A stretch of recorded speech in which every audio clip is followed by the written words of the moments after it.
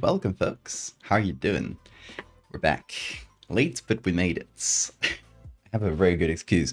I was in the couch and Bean jumped on top of me and started sleeping on top of me, so I couldn't move legally. So I kind of dozed off with Bean for like a half hour. Vishanti, thank you so much for the resub. Yeah, he made me fall asleep, and also legally I couldn't move because that's cat law. The cat sleeps on you, you're a pillow now. So I was pillow, and it was nice. But we're late for stream, and it's okay. Hi y'all, how you doing? Hey, Soracast, Bill, Beppo, Knife, Yo, Pyro, Mooly, Griptid. Hey, Siegfried, Knife. Hi, everybody. Vishanti, of course. Zeno, hi, y'all.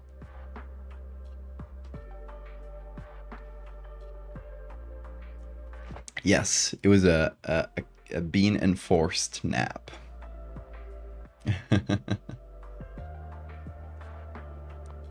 So yeah, tonight it's fractals, folks, and we're gonna do the third image in the next part of the fractal series. So if you haven't been following the past few fractal streams, the ones I've done, let me open them up, are these two. I did the advanced version of the fractal arms, and same thing for the fractal eye. So we're kind of like just looking back through the series now that, you know, pretty much everybody in the world in this part of the timeline is infected with the fractal to some degree. We're kind of revisiting the people who were infected earlier on and seeing like how they're doing. Are they okay? No, they aren't. They're all dying. So that's what we're showing. We're showing kind of the late advanced version of this disease as it finally just, like, you know, destroys your body too much for it to function. So yeah, that's essentially what we got. You guys know I like to do 3 images per part of the fractal series. A little mosaic like that with 1 vertical, 2 horizontal. Not always, but usually that's how it goes. And yeah, we're just missing the 3rd here. And I wanted it to be, as the title and everything implies, fractal teeth. So that's what we're aiming for, fractal teeth. I don't know exactly like which shape they're going to take yet, but that's when we're going to try to discover that this stream. How about that?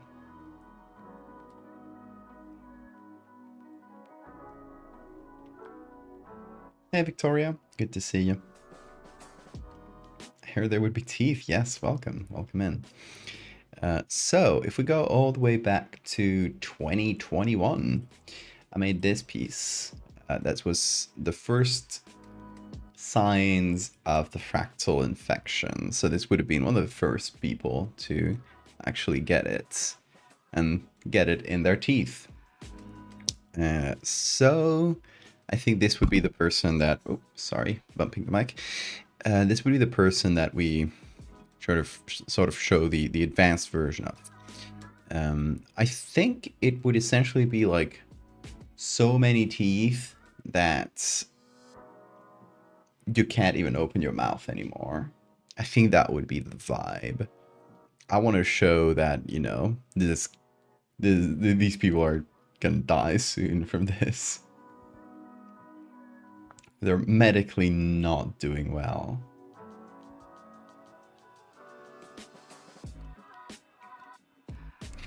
Let's get a teeth chant going.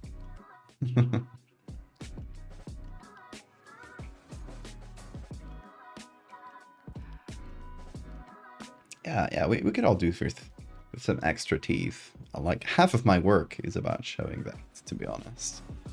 So many teeth pieces, you know.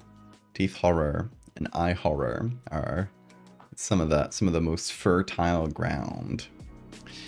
We did eye horror yesterday, so I guess it is kind of on topic that we do teeth horror today. But yeah, I feel like we take sort of the same approach as the others. Cool cat, thank you for the raid. Welcome, folks. We are doing some fractal body horror, so hope you're not squeamish. Hey Uni, welcome.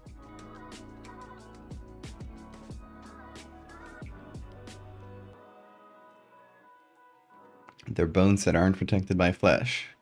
Kinda. They are protected by a kind of flesh, which is, then how do you call that in English? Dentine? Like the hard stuff. Enamel. They're protected by enamel, which is a kind of skin, in a way. It is in a very roundabout way. Embryologically speaking. That's a word.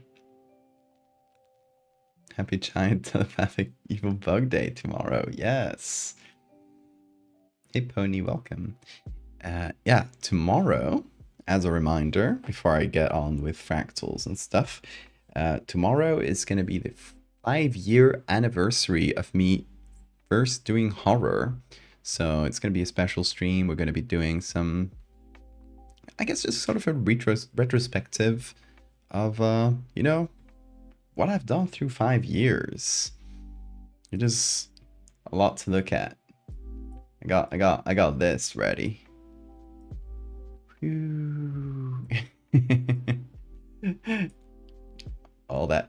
Each of those folders contains either one or several pieces of art, sometimes up to 30.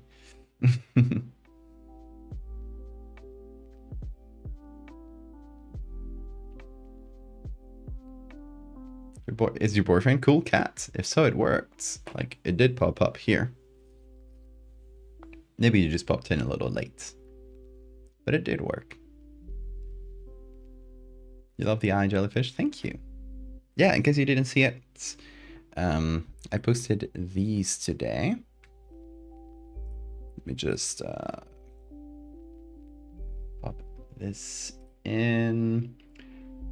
This is a thing we made yesterday. Eye jellyfish. They are jellyfish that live in your eye, and they're kind of like living floaters. So this is a text that I came up with. While some amount of eye floaters is considered normal, an excess may be the first sign of colonization by the floater jellyfish, Tripidalia myodesopsia, which is the Greek word for eye floaters. While mostly harmless, these tiny cnidarians, that's a word, can multiply over time and cause visual impairments. Infection occurs when a damaged or irritated eye contacts water carrying their microscopic larvae, but the first signs may take years to start appearing. In an environment without predators, this jellyfish has lost the ability to sting.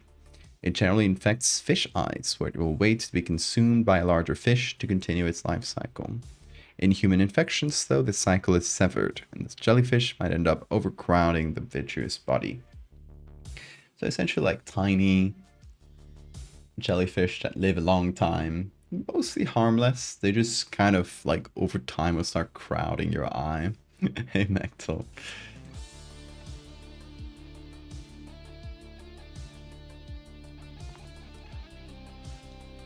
So yeah, I kind of like it. They're not specifically evil. I kind of didn't want them to be like so harmful. I like the idea that they're there, but they're just sort of chilling, and it's kind of nice to have like beautiful little floaters in your eyes. It's like, yeah, maybe a little change of pace with all the evil parasites that I do, especially like when taken in the group with all the bestiary parasites, because a lot of them are like directly hunting humans. They kill you, they damage you a lot. These ones are kind of just chilling, so it offers a kind of nice middle ground, nice a nice contrast, I would say. Also, here's something very funny. My grandma is, well, she's always been a painter, right? She's my grandma on my mom's side.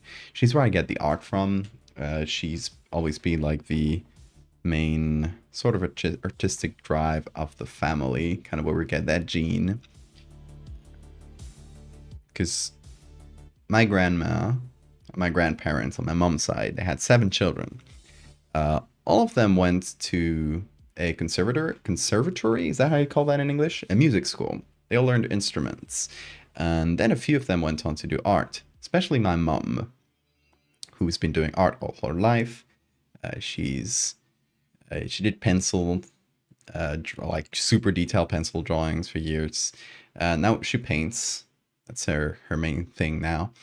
Um, but all this to say, we got this art. If we got an art gene in my family, it comes from my mom through my grandma, right? And my grandma, she kind of knew what I did, but she didn't really get it until like pretty recently. Or like I've like tried to like, yeah, she's been asking more questions. So I was just like slowly explaining the kind of things I do. And my grandma's like a very like happy flower kind of individual. Everything has to be nice and pretty. So when I show her horror, she's like, "Oh my god, why did you do that?" Uh, but she likes the pretty stuff, and so I kind of think of her when I make things like this. I'm like, I'm gonna try to make it a little pretty, just for my grandma, because I know she's watching. Not watching this stream. She doesn't know a word of English. I know she's watching the art though. she, oh my god. Recently I got an email from my grandma's doctor, whom apparently like in one of her visits, like just regular checkups with the doctor, uh, she'll talk about her grandchildren a bunch. And I guess she started talking about my art because like, oh, yeah, my grandson, he studied medicine. He's a doctor too. I kind of started that way, I assume. Thing is, I get an email from my grandma's doctor saying like, "Oh, I've been checking out your website. That's your art is really cool. Your grandma told me to say this," and a little message from my grandma. It was so funny. The most unexpected thing I've received in a long time. So of course I called her. It was a nice conversation. But yeah, I'm getting distracted. Fractal teeth is the topic of the day. You have a pretty big floater in your eye, pony. Make sure it doesn't have tentacles.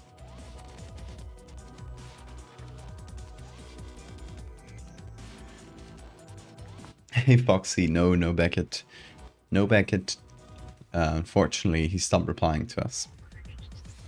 We reached his limit, but I do need to make a little thread or something, just like a post to memorialize the whole Beckett saga. So it's not just like for people who were there on stream, because it was really funny. And there's a Beckett specific piece that I haven't shown anybody except for Beckett and y'all. Glad your family are appreciative of your work. I mean, to some extent, like, you know, most of them I think don't get it. A lot of them just like don't get horror in general, so it's like, you know, you're not really gonna get what I do. But you know, grandmas are kind and loving in that way, at least mine. Where she'll try to understand what I'm doing and still appreciate it, even if she likes pretty stuff, and this would like this would shock her very much, but I didn't show her all of my art. So I was like, I'm not gonna show her the bad body horror stuff because that might be a little too much for her. But I did show her the animals. She was like, "Oh, I love the butterfly. That's such a nice concept." And Oh, the crabs. She loved the crabs. Hold on. These guys. The boulder crabs. It's like, oh, that's so nice. They're so pretty. It was really cute. Make a PowerPoint. PowerPoint. Art PowerPoint from my grandma.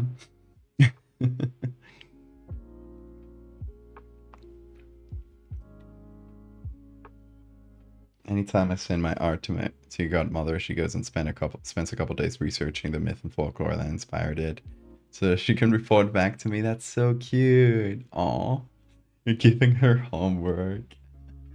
I love that. Oh, for Beckett. You meant the PowerPoint. The Beckett PowerPoints. Okay, so fractal teeth.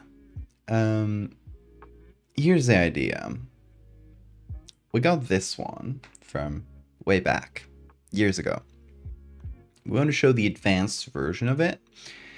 I'm thinking it just like takes over more of the face. So maybe it's not like this kind of close up, but like a little bit further away where we can see the whole mouth. And it's been entirely like the lips and everything. It's just been taken over by teeth. And they're still in that pattern, but maybe a little bit more chaotic. Like they started like crashing against each other. And there's essentially no space in between them. It's just like kind of sort of a solid mass of teeth that have probably like fused together at some point. So this person can't open or close their mouth. That's the idea. Hey, Bean. Hello. Good morning to you. Hi. What do you want? You want to go down? Okay. He's off on his little adventure. She has a print of a drawing I did of the Buddha, which is really funny because she's a devout Catholic. Love that. So I guess let's start by just looking for some basic images here. We're just going to look for mouth. Because I feel like we want close-ups of the mouth still. It has to be like fairly focused on the mouth, just like a little further away than that photo of just the teeth.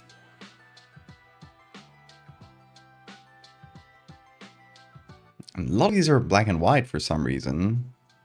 Damn, this person can open their mouth. Yeah, so obviously nothing in black and white, nothing with like fancy lips. Although I guess we're gonna remove the lips anyway. But we're gonna scroll past all the like really airbrushed, polished, make-upped versions of these images to get into a little bit more just like raw and regular images.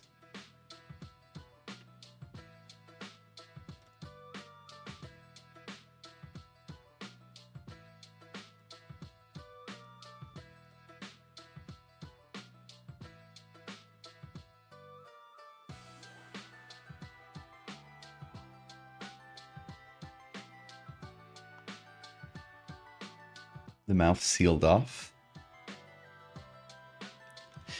Well, here, I guess you're about to love this.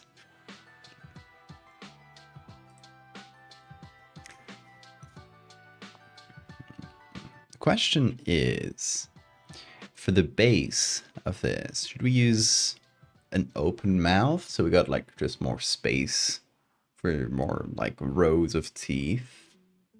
Should we use a closed mouth? Maybe an open mouth might be a better base.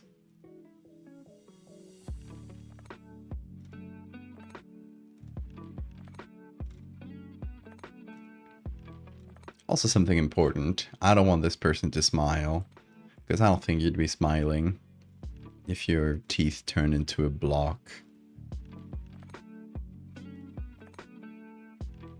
So I'm also trying to look for images that don't have like a big smile line here.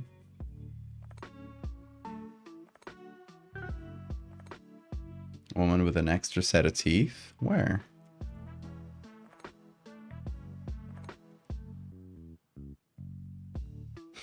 This woman with a fake tooth there? Oh, this one?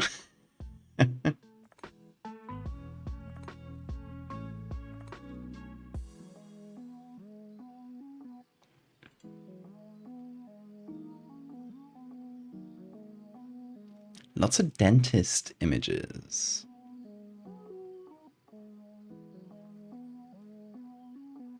Oh, I do love the X-ray with all the baby teeth in there.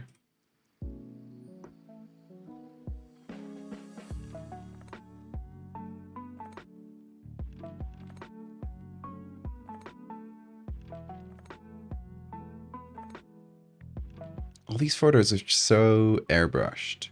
I guess that's what I get for looking in stock sites.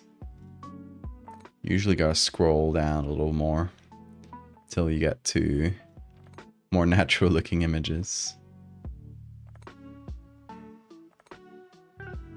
Okay, like this one might be just like pretty natural. It's some guy with a rash. I'm sorry for him, but might be. It's one possibility.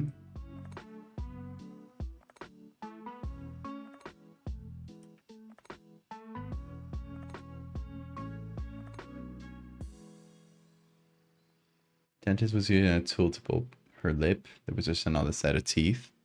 Oh, it's probably a mirror. Yeah, I think I know which picture that was. Owl. Thief. Owl, thank you so much for the resub. 41 months too.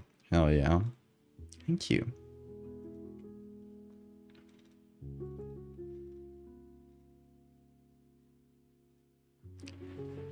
There is going to be plenty of teeth. Worry not. Here's a nice set of chompers.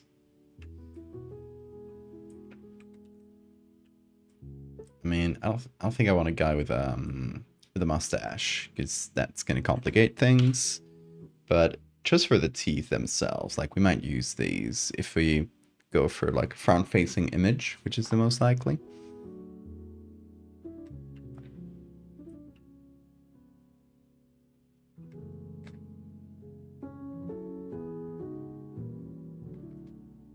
Hey Mao, thank you so much. Glad you caught a stream.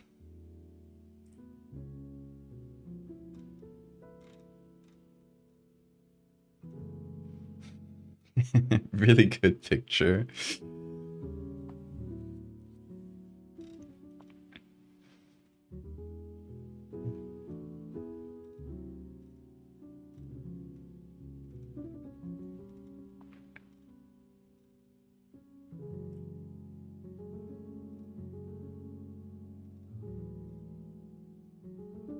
I mean, I might look for pictures with like teeth directly rather than mouth here.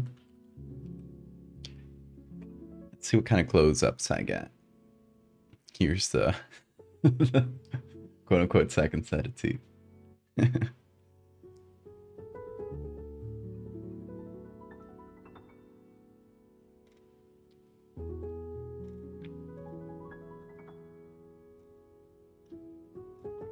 Problem is, most of these are going to be people smiling. Our model cannot be smiling. Oh, that's a good set of chompers right there. Thank you so much.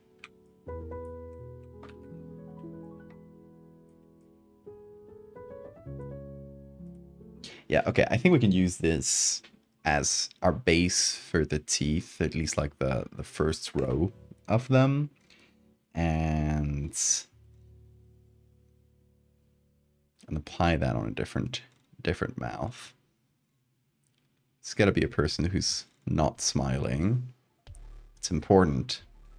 I don't want the fractal people to be happy. Hi Bean.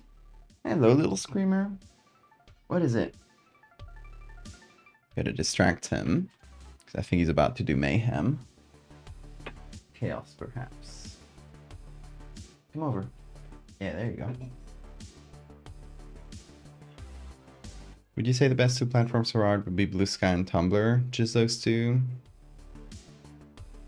Might try not to go at Tumblr. I mean, yeah, Tumblr's really nice. Tumblr doesn't have as much like algorithm, which is good on the user side. On the growth side, it makes growth slower. Like it takes a long time to just like get people on Tumblr. Unless you're like in a fandom or something, but it is really nice for art. So I would still recommend it. Is that the exact same image? I think it's the same image with less filters. Hell yeah. Even better.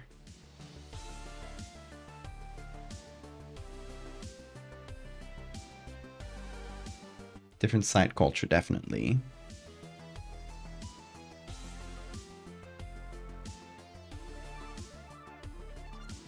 Less people see your art on Tumblr, but the people who do are super into it.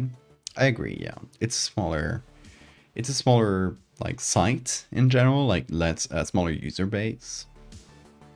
But definitely like way more engaged and way more receptive to art in general.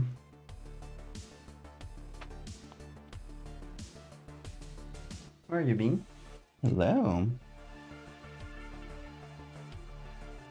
I can't play really hard with you today, Bean, because my biceps. I got a little bit of biceps pain from yesterday's CrossFit training. Oh, this one would be nearly good with the pained face, but it is black and white. That's a bit annoying. Bean, come on over.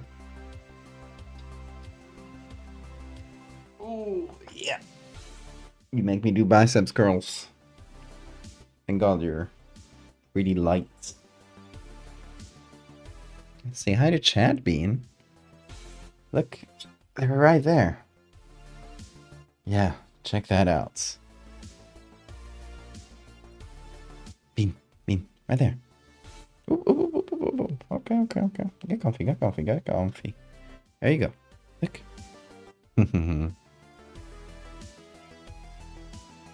Hi, chat.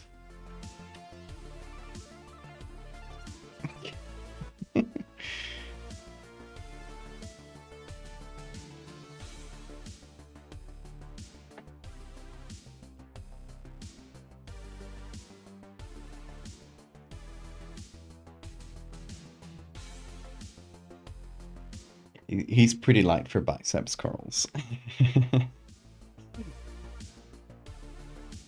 It's just that I lifted like some really heavy bags yesterday, and I can like it doesn't really hurt me up until like this point, and it does like if I try to like fully extend my arm, that's when it starts hurting. Both of them. They'll be gone in a day or two. He is so pretty. Also, is my camera just a little like off center? I think so, right? Hold on. Rotation. Also, oop, hi Bean. Hi. Good job. Get your treats. Also, I forgot to mention like one thing from the pilgrimage I did last week. You see Snorlax back there? He's now wearing a big old shell with a cross on it. That is the shell that every pilgrim wears. Come on, jump up here. Yeah, great job.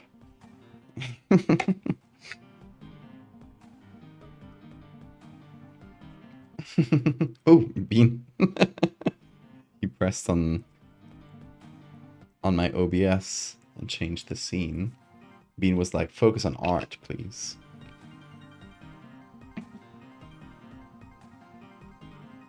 Bean has gotten so big. He hasn't grown. It's been fully grown. Oh, that's a gaming screen. Hold on. Oop, there we go. Bean has been fully grown like since... I think like he was like nearly fully grown when we got him. Also, I forgot my camera selection was off. Let me toggle it myself. There we go. It isn't the same without the selection.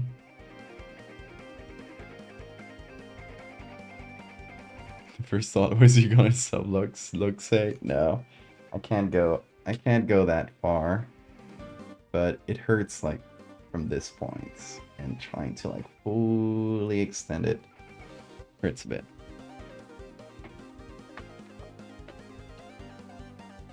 Haven't been by in years. If you got Bean like really early, then maybe. Otherwise, he's just probably that he's closer to the camera.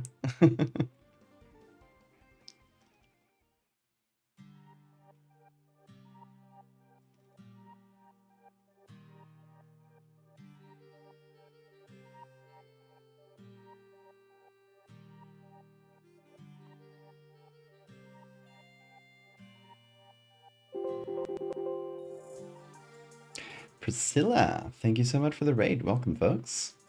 Hope you guys are comfortable with teeth horror. How's your stream, Priscilla?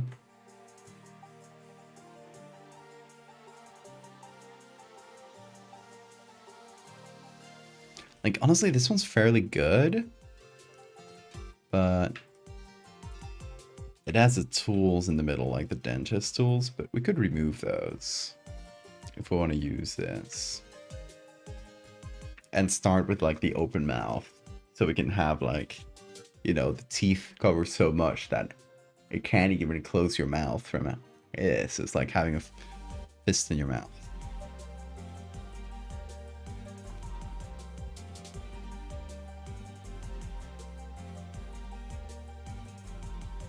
The lesbians in your game finally kissed? Yes!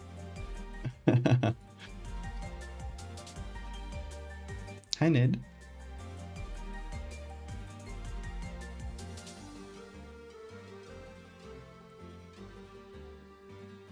We're doing fractals. Trying to find a good base photo of someone showing their teeth but not smiling. Which is kind of hard, because most pictures, if you look for teeth, will be of people either smiling or at the dentist. We want none of those. Although I guess we have this picture for the teeth themselves. So I guess we don't really need a picture of someone smiling as a base. We could, honestly, I like this one quite a bit. It feels like pretty normal, you know, except for the rash, but not a huge issue. And that said, it might not fit. Actually, it might fit this angle. It's not perfect, but it might be a near fit. I do have a problem though. Bean is on my tablet again. Hey dude, I want to use that actually. Is it okay if you move there? No. Oh, shower time. Okay. It is shower time. Yeah. What are you thinking about, Bean? Hello, little man. Yes, we're all looking at you.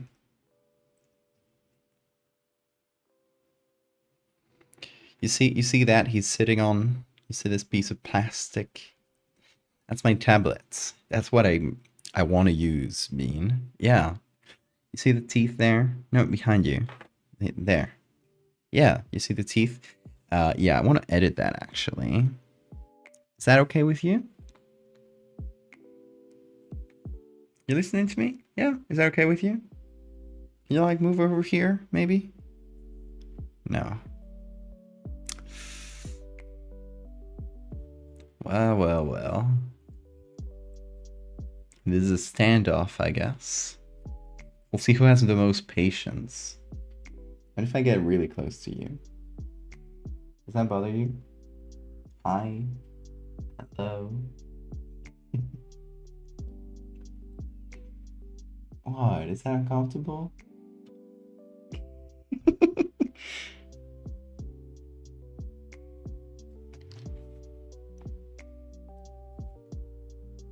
What is it? What?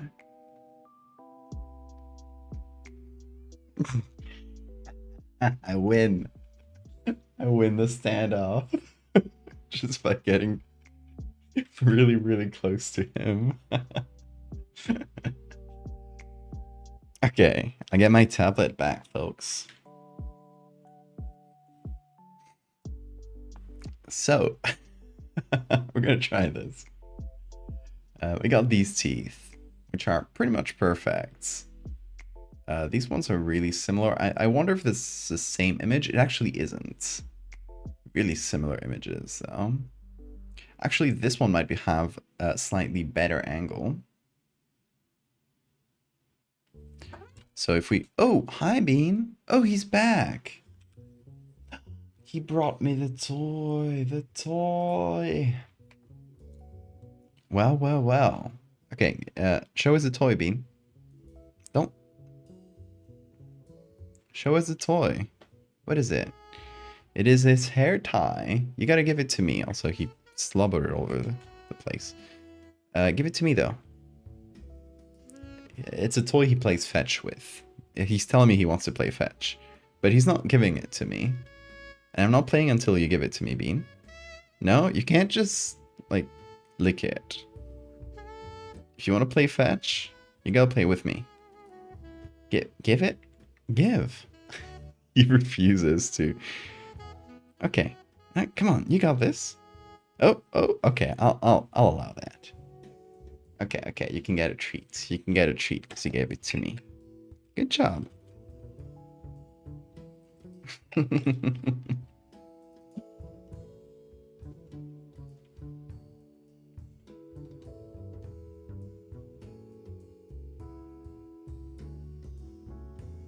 Attack, Bean. Attack.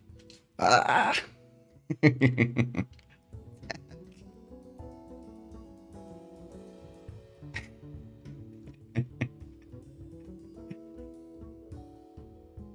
Destroy.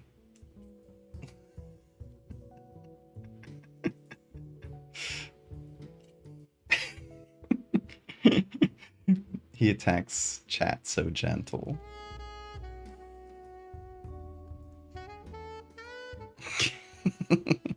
Okay, go fetch. It's down there. No? No fetch? I mean, you choose. You wanted to play. He's thinking about it. Okay, don't sit on here. It's mine now. It's mine now. I win. I won the confrontation. You can be on the side there or here on your bed. As long as you leave the tablet alone, our truths will maintain. Yeah, probably a good way to go out. Truly. Accept this fate. I'm glad that chat is willing to accept this fate. This inevitable fate. Hey Anna. Glad you like those teeth so far. I am thinking of where to put them, so I found this mouth. Still not sure, but these are, you know, dentist teeth. My thinking is that the fractal got so bad that essentially, you know, the teeth took over and there are no lips anymore. Oh, bye Bean. I think that might be the idea. I'm trying to think of like where the teeth would be on this person. It's kind of weird because, you know, teeth don't usually show up on the top. Some.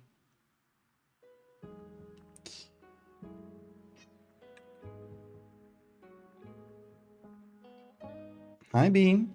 What's up? Do you want to go out? Is that it? Okay, let me open the door for Bean. He wants to go piss.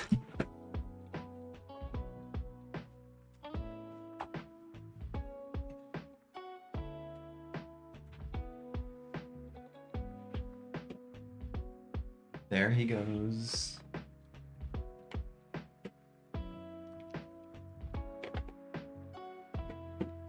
This is perfect. You should just load this up.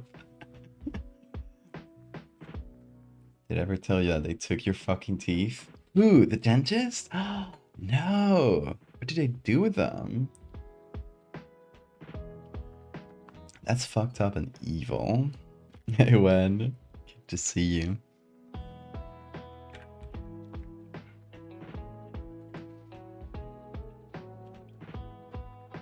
I think if a dentist takes your teeth out, they should give them to you. Like, those are my teeth.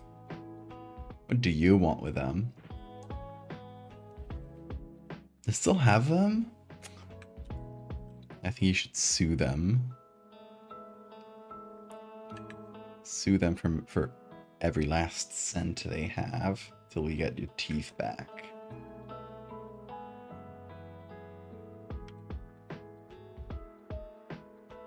You've become allergic to cats? Oh no. The suffering is worth it. As long as it's not like a bad reaction. Do be careful.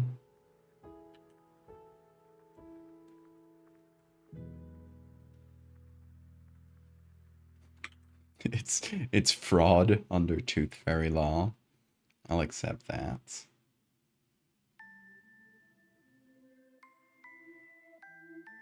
Didn't want the teeth, I told them to send them to me when they said that's biological warfare.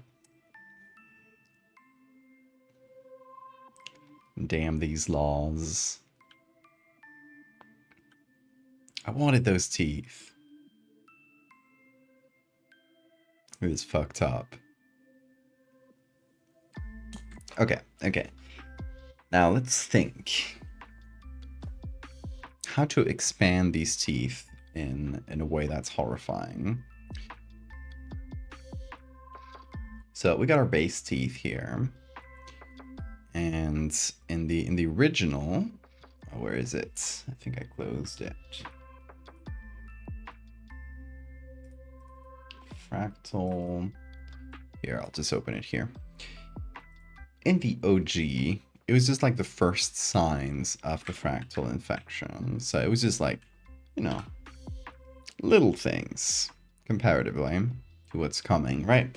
So at the very beginning, I essentially like cloned the teeth, put them in between, then cloned and cloned and cloned, and so forth. It's basically one of the things we could do, but I don't think that's enough anymore. I think, you know, we need like rows.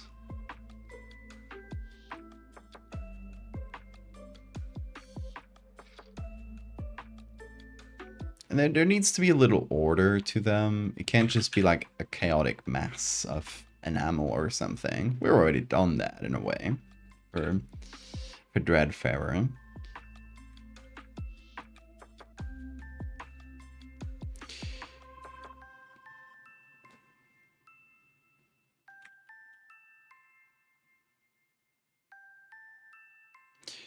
But I'm thinking maybe, you know, something like this. But several times.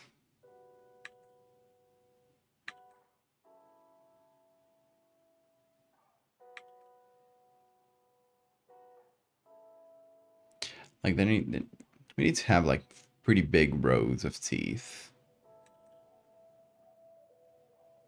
Maybe following some kind of pattern.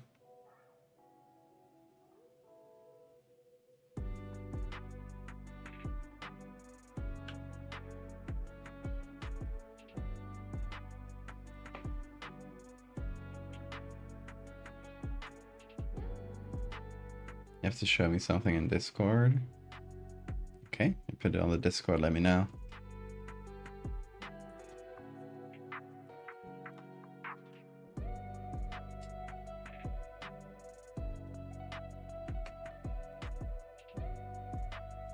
I've raised people teeth.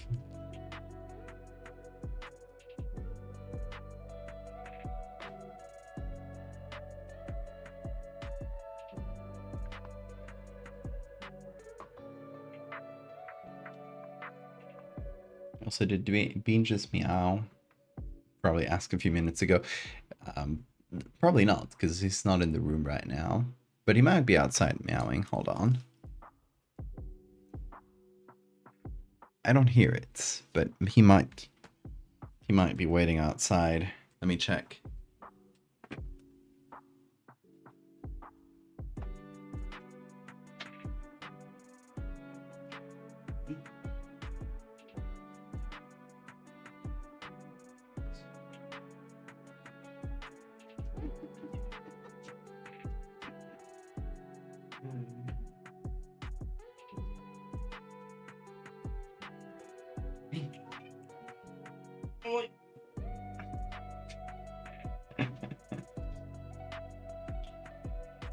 He was in a different room, but when he heard me just like do this, he came in running, like he sprinted into the room. Didn't you, Bean? Didn't you, little man? Oh yeah, you did.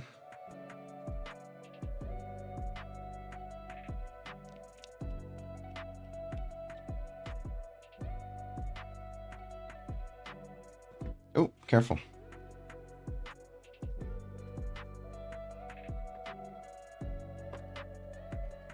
Oh. Bean bumping on the mic. There he is. The beast. Whoa. Hold on. Bean cam accident. There we go. Now you can see him.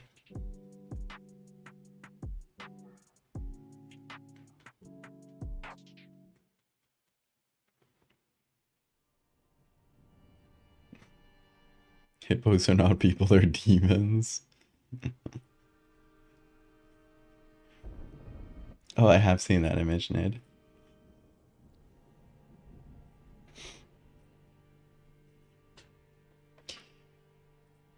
Okay, oh, Bean, you're on my tablet again.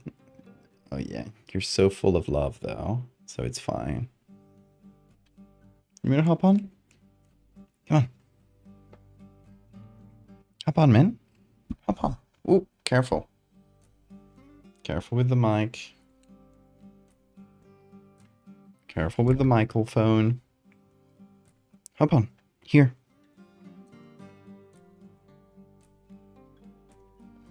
You got it. Good job. Here, you can have a treat. You can have one treat. Ouch. He bit my finger. He gets so excited for treats sometimes that he'll bite my finger. Accidentally.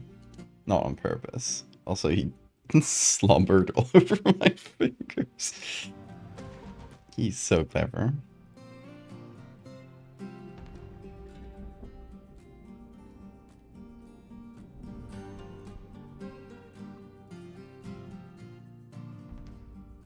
The brain rot does help the children learn. It was shown to you in a psych class.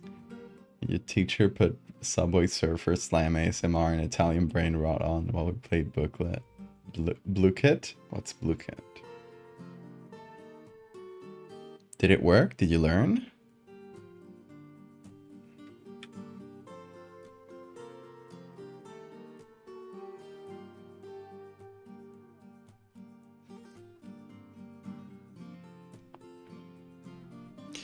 Okay, yeah, I think we can essentially do that, just like add rows of teeth. Maybe not in this exact pattern, but that's the gist of it, I think. Like, instead of adding teeth, oh, where is it? Within the rows, still keeping it more or less orderly. I want it to feel like expansive, like it's taken over the entire face, or a good chunk of the face. So that's what we should do. Kahoot if it sucked. Bean, come over. No? Bean. What is it? You wanna play? Yeah, you do. Yeah, you do. Okay, let me capture. Let me get bean cam on this guy. He's being silly right now.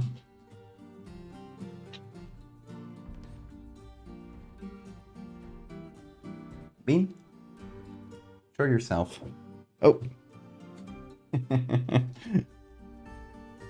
Oh. He sure is gone. Where is he now? Where's the bean?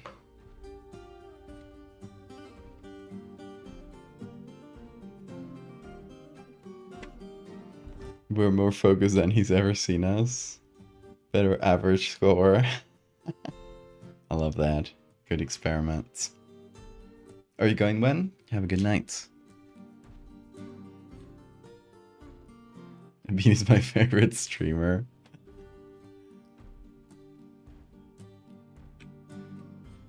He is my favorite streamer too. I agree. Okay, so let me take, I guess, just individual teeth, maybe. Just like sort of start small. Try to figure out a pattern. So what if I cut individual teeth? Oh, there goes the bean. I gotcha. I'm gonna put this in my pockets. There he goes.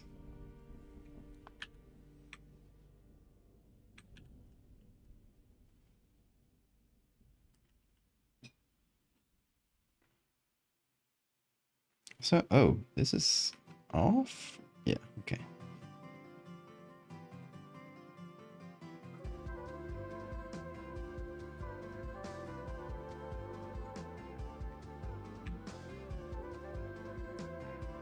So I'll probably have to do little shadows in between and stuff.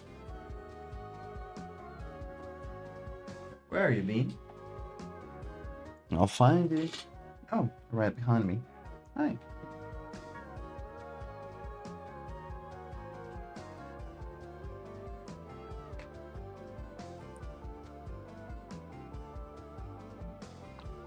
Did anything happen while I was gone?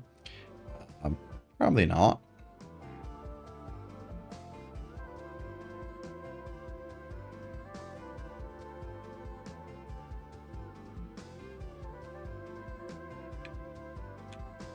Bean shenanigans, definitely. That always happens. It's happening right now. Right below me. What is bro doing? Oh.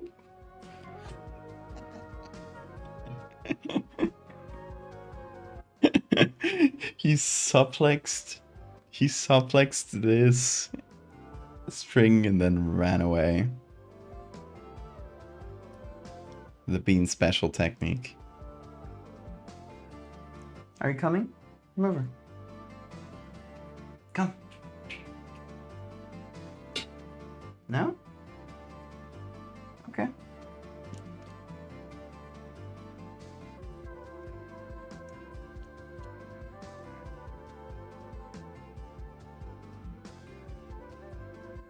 Nope.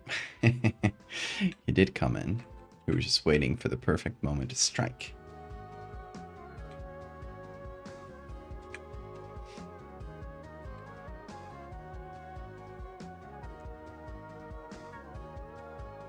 Okay, let's start like that. We just start taking teeth individually. Bean, you're screaming. What are you screaming about? He wants attention right now. When he wants attention, he will stand on that corner back there and just start screaming. Because he used to be able to you see these panels in the back, right? They're like sound panels, and he used to be able to just like pull them off, peel them, because they were just like leaning against the wall. Now they're like a little bit stuck, so he can't do that easily. But he used to just peel those panels to just call my attention, because every time he did that, he knew I would come over and stop him, so that would give him attention. So he learned that, you know, being in that corner and like making noise would alert me to like, oh, he's trying to throw the panels to the floor again, and oh, he is standing. Oh, not for long, but he was standing on the panels there. So he sort of learned, he trained me in a way, right? To when he wants attention, he'll stand in that corner and make noise, because that is a way for me to stop whatever I'm doing and think about him right now. So he's very smart. He's so smart that he trains me sometimes.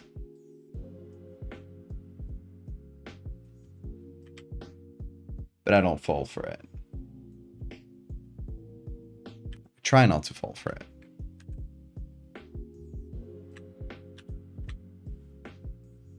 Okay, kind of a wonky selection, but we're just figuring things out.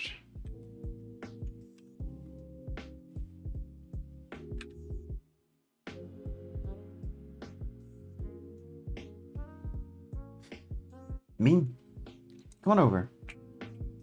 Come. You want attention? Yeah, come over here. You can't just hide in the back.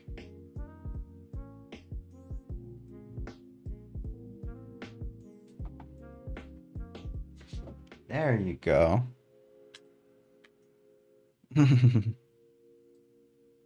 He Pavloved me. He really did.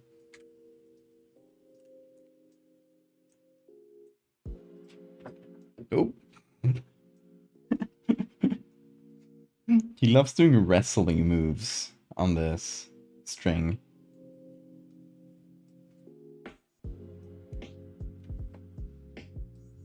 He'll just grab it and do flips.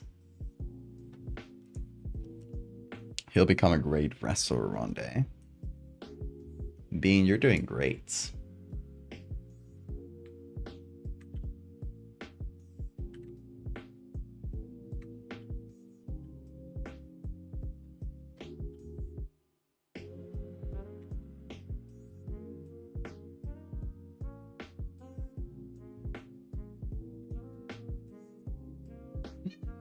Bean, come over. Come on over. Come on. Ven. Ven aquí. Ven aquí. Ven. He refuses to listen. Ven.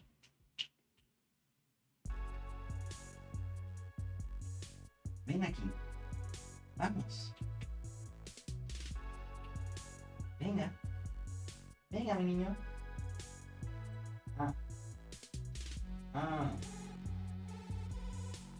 Oh. I have him. I have contained him. Hold on.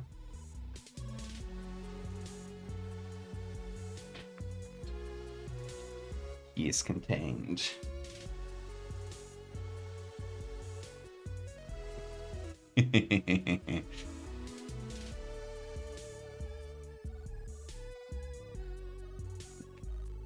You're getting the attention you asked for. Isn't that right? Yes, you are. Oh, Oh yeah, that's the spot. Have you guys ever seen the little white spot in his belly? His belly button spots? Ooh, that was tickly. Sorry.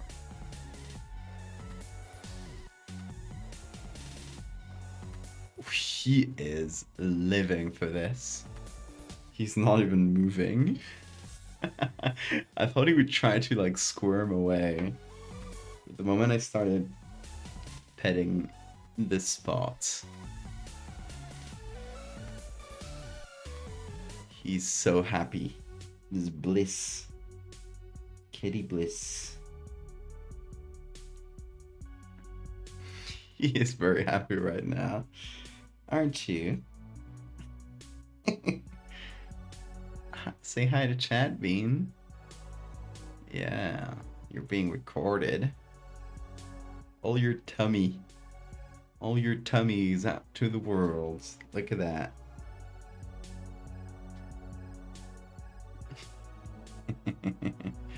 What?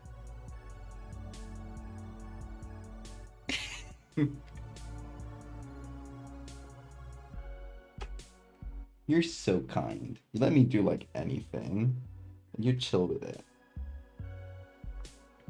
He's such a chill cat that you can just do this, and he'll let you. He'll not only let you, he's purring. He's loving every second of it. Don't you? Yes, you do love it. All your tummy out. Not a single care in the world. What? Lucas? Yes, thank you. Oh. Okay.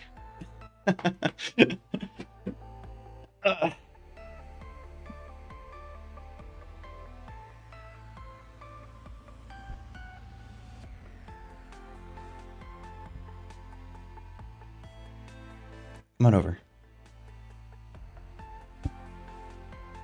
No? No bedtime? Okay.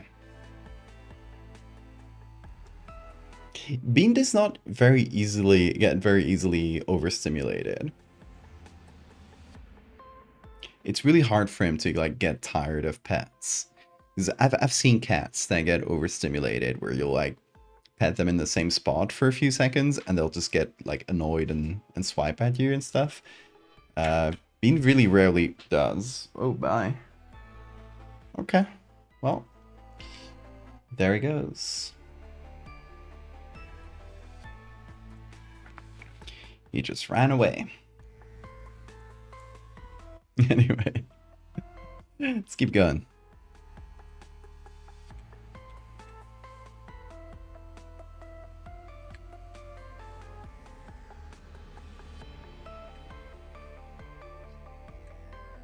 Don't you scream, Bean.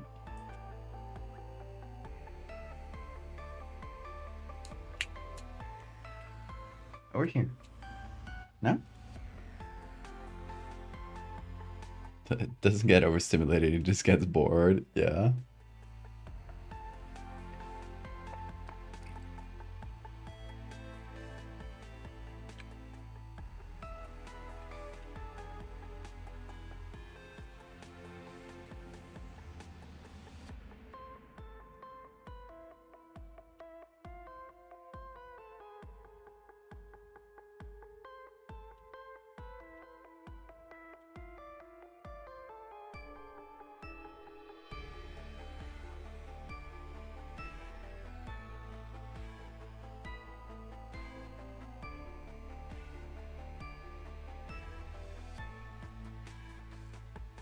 Yeah, okay, I'll keep going in this pattern. I think that might work. So, okay, this tooth here. Yeah.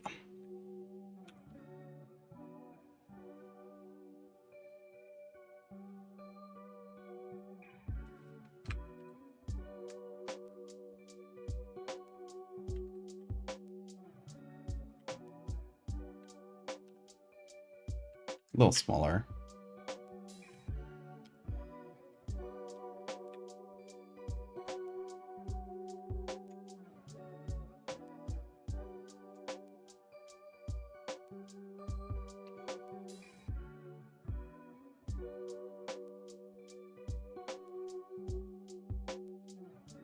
She got the mic sponge. I bet a cat would love that. Thankfully mine is just like a metal thing. Probably not the best for sound, but it is very cat proof.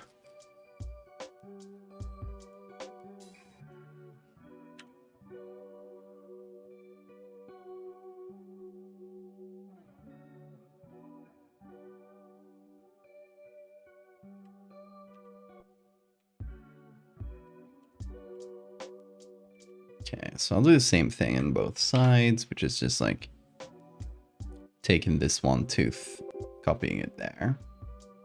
Eric Jols, thank you so much for the raid. Welcome, folks.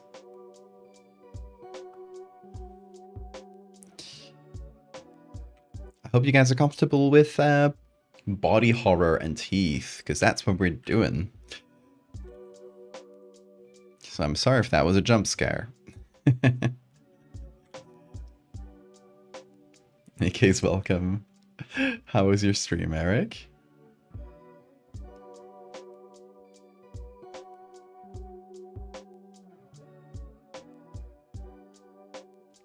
Teeth, teeth, teeth.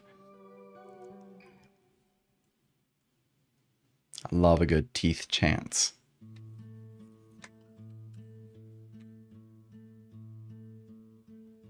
Soup, how are you doing? Good to see you.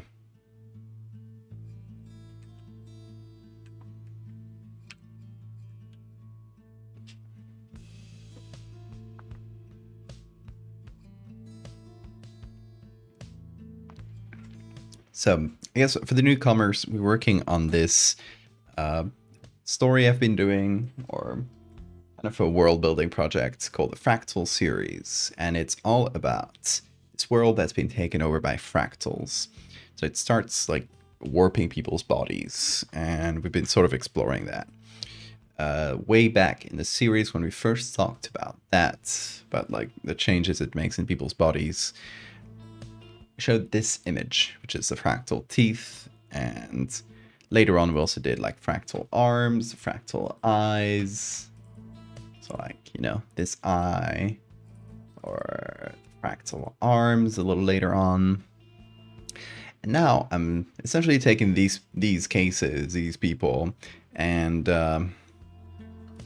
just like imagining what they would look like in the future, just like years down the line, after the fractal has like warped and grown and grown and grown. So this would be the arm, fractal arms in the advanced stage. There's the normal fractal eye, there's the fractal eye after a few years, right? Same one too, like you can see the central one is still the same. And finally, we're doing the mouth.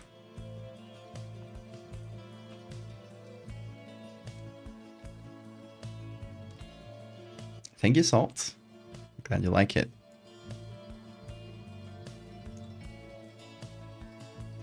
So we've essentially taken this photo, just like a normal photo of a person with a rash, and we're gonna add just like this mass of teeth, and I want to make it so like dense that it feels like this person can't even close their mouth, and like, you know, it's taken over their lips and everything. It's just like teeth and teeth and teeth and teeth.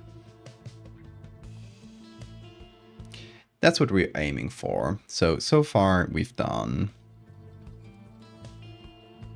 you know, normal teeth, and then we're working on a second row, and we're gonna keep building on this, essentially turn this into a mass. And I'm thinking like even like below the main row, there's gonna be more. And I feel like, you know, we also should let ourselves be a little messy and let the teeth grow in like weird ways sometimes. Like sometimes maybe they grow out, because they would all be pushing against each other essentially. If you imagine like the pains of the wisdom teeth growing in, and just imagine like that, but times 10 and all over your mouth. Human baleen, exactly. You can filter feed with these bad boys.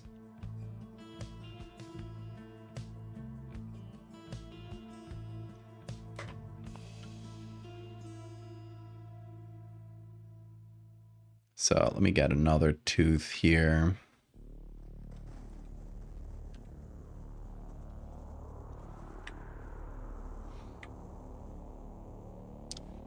And we're gonna remove that from the edge.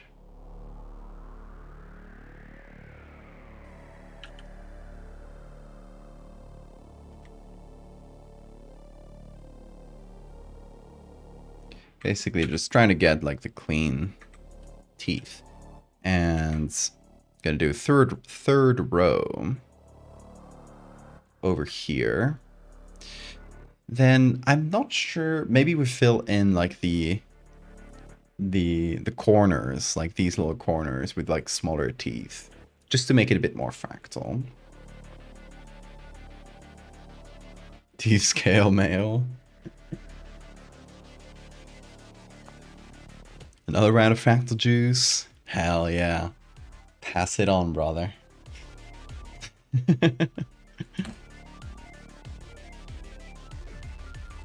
This wonton soup.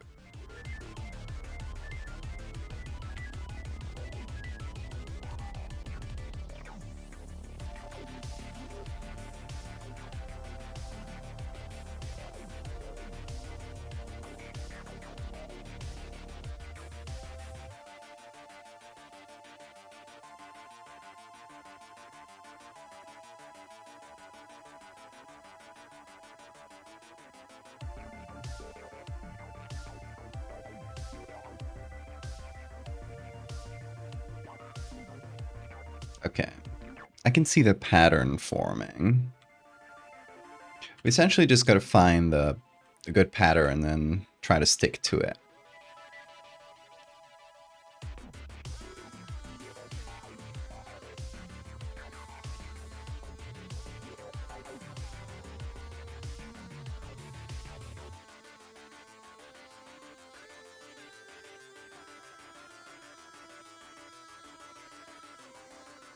And you know, some of the edges and stuff like this is going to look wonky at first. But for now, we're just placing things. So we'll worry about that later.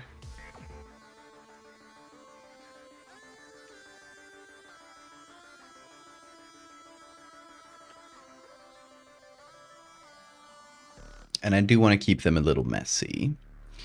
So that's pretty important. Now, which tooth should I multiply here? I think this one.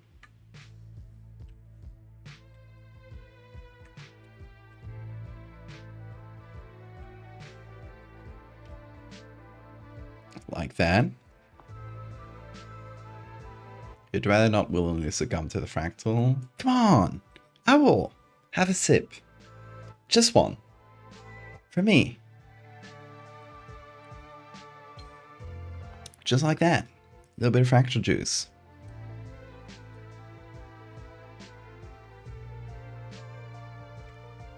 A little bit won't do any harm.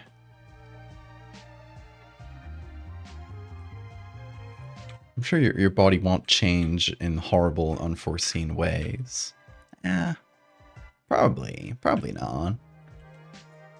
You'll be fine, most likely.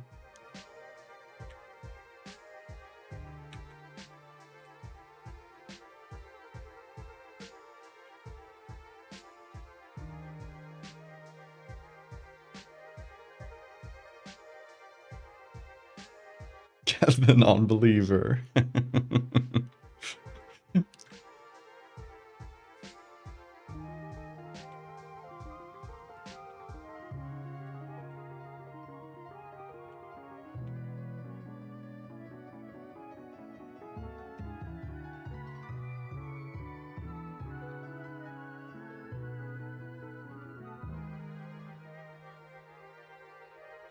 Okay, we got a third row.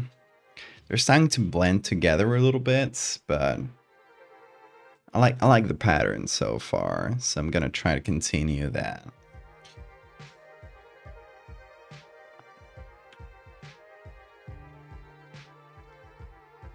So yeah, we're essentially gonna take,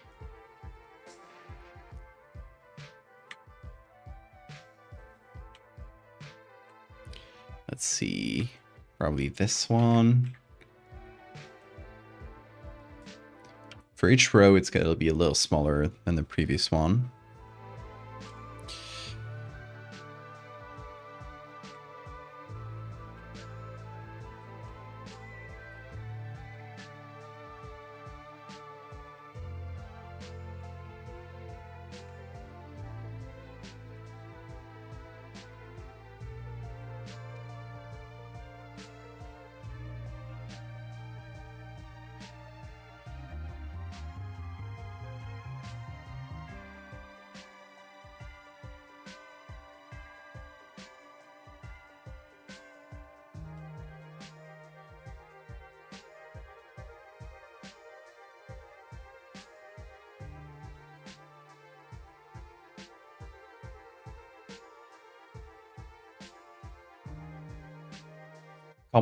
Copied this one way too much.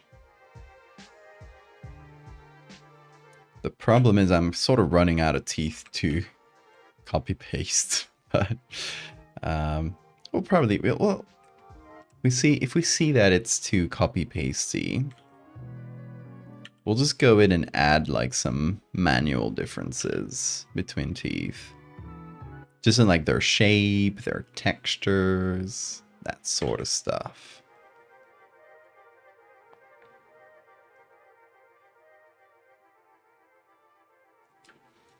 Saturday night? That's a surprise.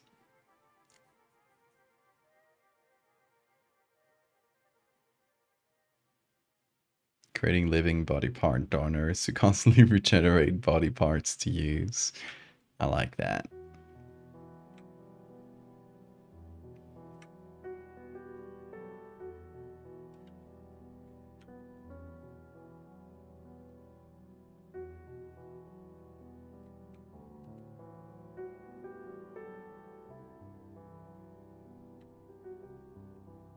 Okay, let's cut this one correctly because I haven't used this tooth yet. And I might as well start using teeth that I haven't yet.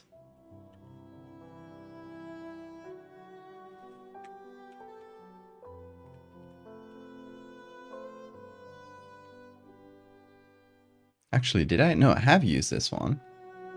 God dang it.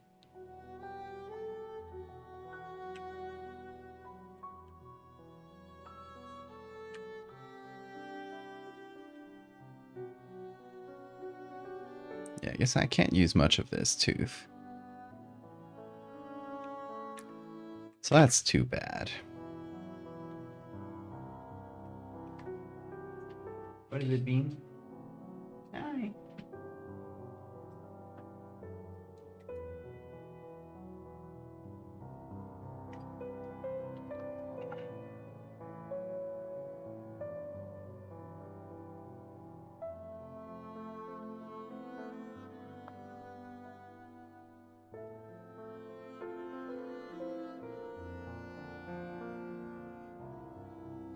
Human pate.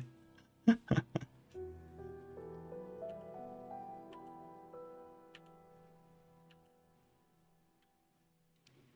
feel that that would be a hotbed for prion disease.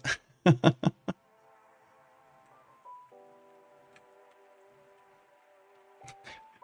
love that the captions read that as Brian disease. Any Brians in the chats? Anyone with Brian disease?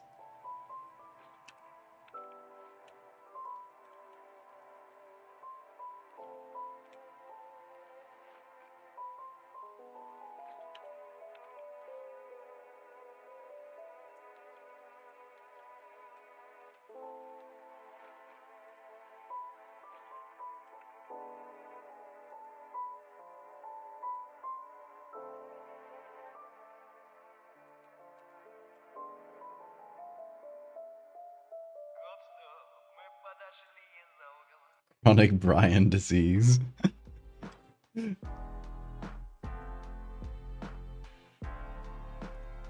Prion fractals, infinitely transcribing proteins. That's already prions. Not too far from reality.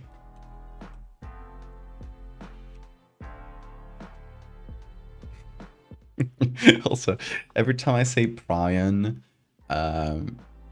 the captions transcribe it as Brian. Every time. It's really funny.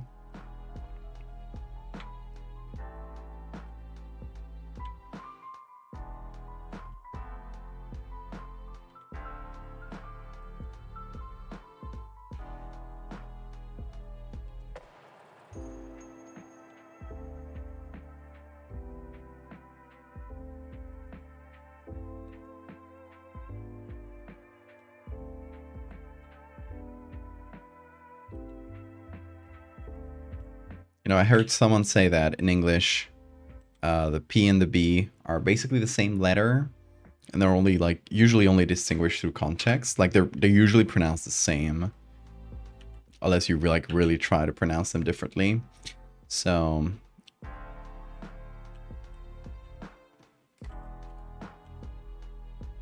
see, English is a weird language.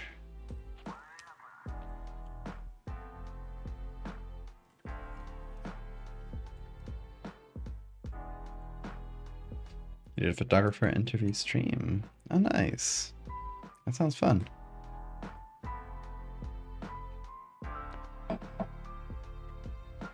Hope it went well, Eric. Got diagnosed with Brian. I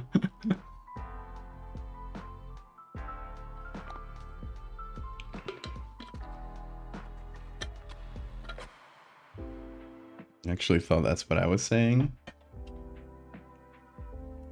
As in Brian with a B. I was trying to say Prion with a P. But yeah, English is a weird language.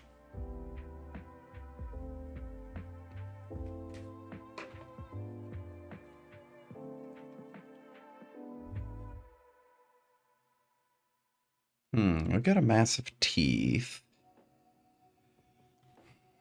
They look a little too orderly. Okay, let me see what happens if I start adding like smaller ones in between.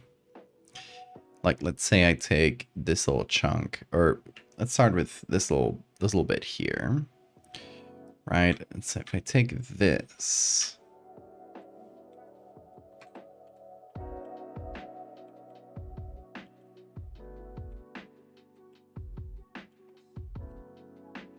and hold on, gonna bring this below layer 2. Where's layer 2? Here. There, that's better.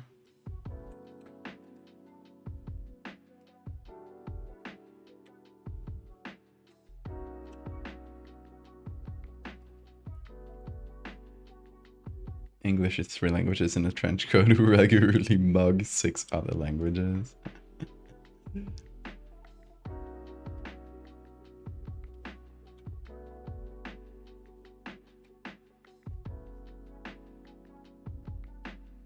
Glad it went well, Eric.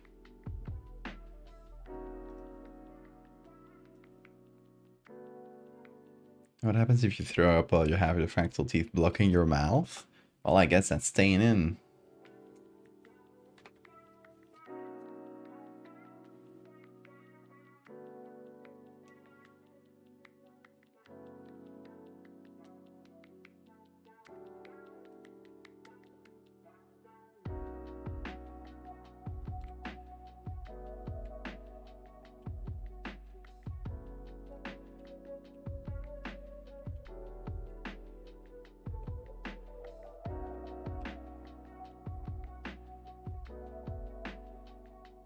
Okay, little teeth. Maybe that's the vibe.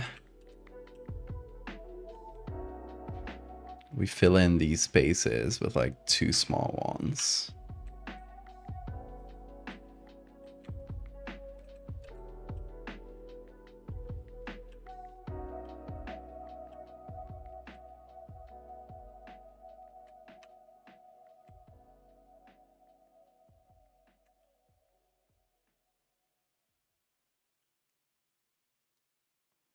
Should we do 1 per space or 2 per space?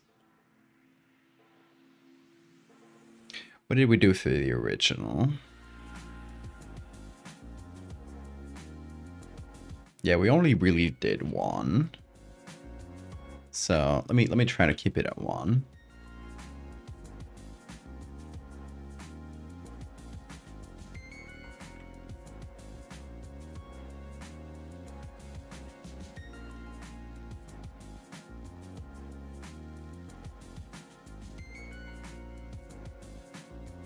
Yeah, it's probably better.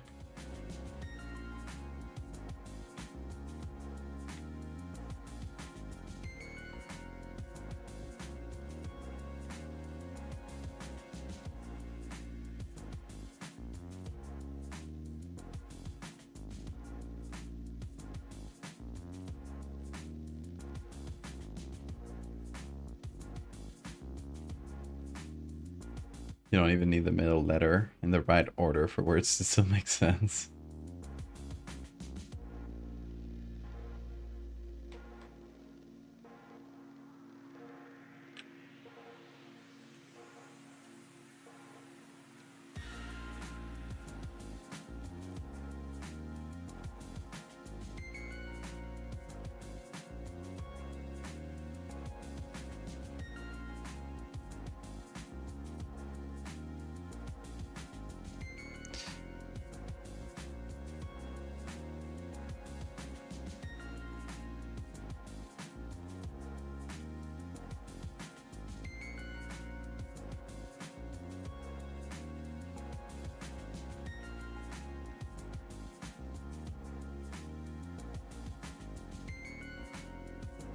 Okay, what if I add 2 smaller ones in the middle here? Let's try to keep that pattern going.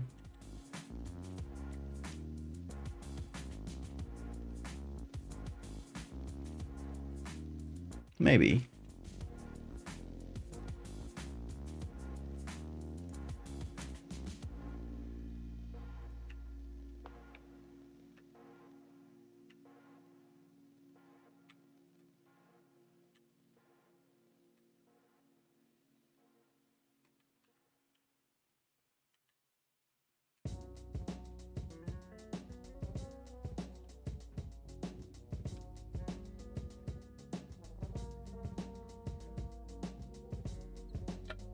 Let's eat grandma versus let's eat grandma.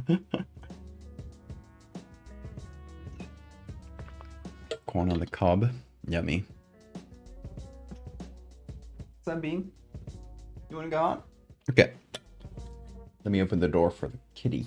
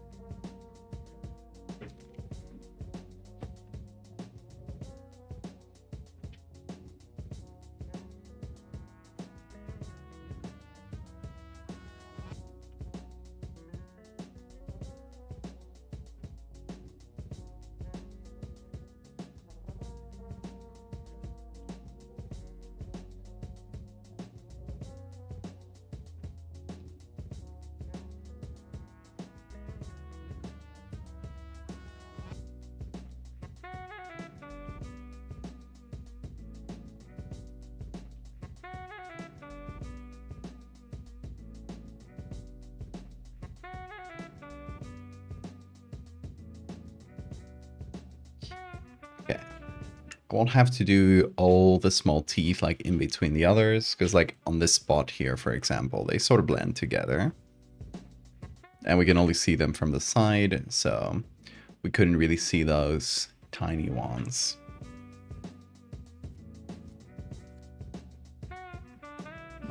Bugiversary. I don't think that rolls off the tongue that nicely.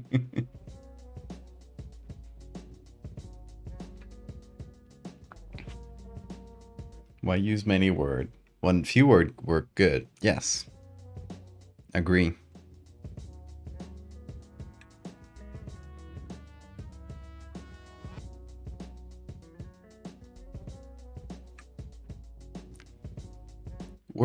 Word is work.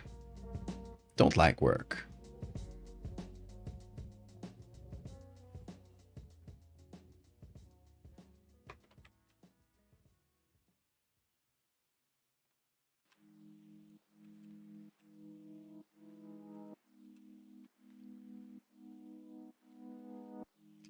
Big word for smart people only.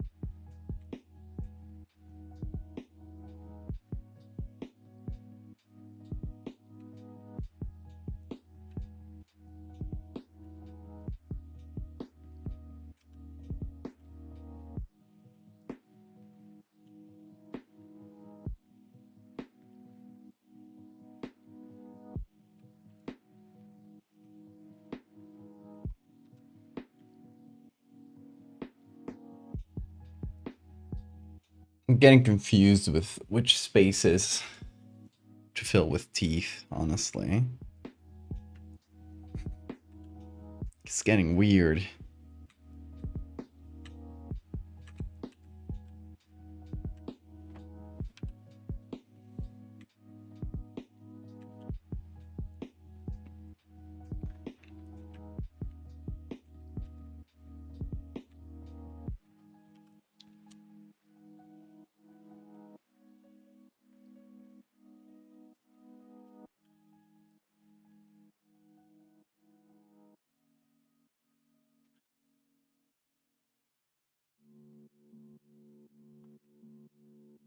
You know what this needs? A little bit of volume. So I want it to feel like each row of teeth is like progressively like further forward. Or will I actually mess with the edits? Let me try. And just do a soft line on top of everything. And just add a little bit of shadows between each layer.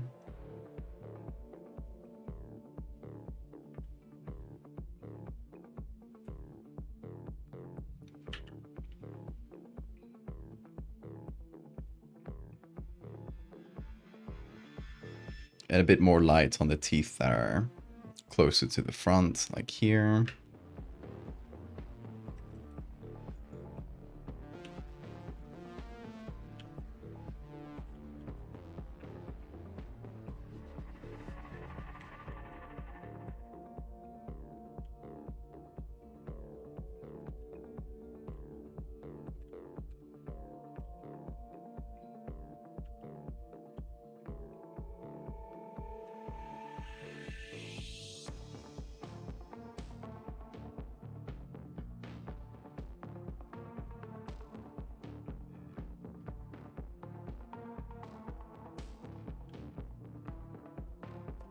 Won't confirm nor deny, Bill. Scale mail. I don't want it to be that structured. Or actually, I don't know. Kind of feeling my way through it.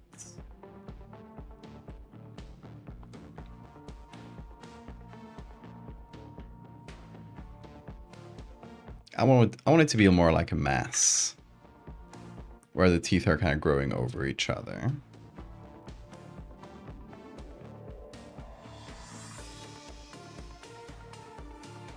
Where it probably like grew with the structure, but kind of lost it as every tooth like pushed against each other. So it became more chaotic. I think that would probably be the best way to do that.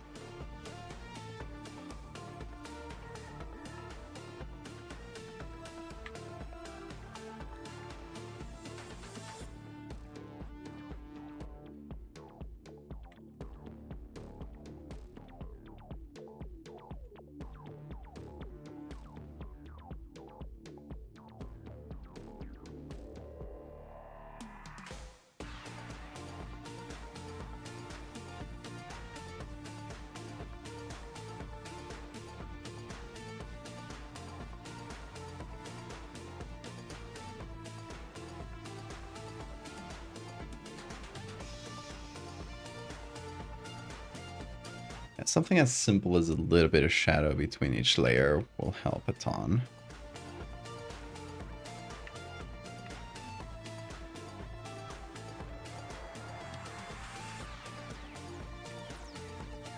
Okay, I'm gonna try to select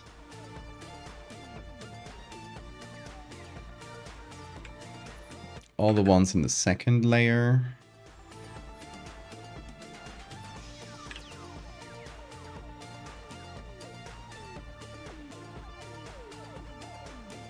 Okay, that's basically the second layer.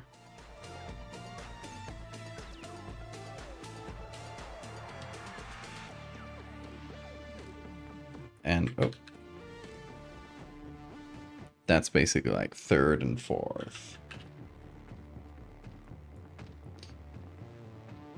So if we add a little bit of shadows, there we go, yeah. Can distinguish between each layer a little better. And then we can add more shadows, like individual ones in between each tooth, but this will hopefully help a little.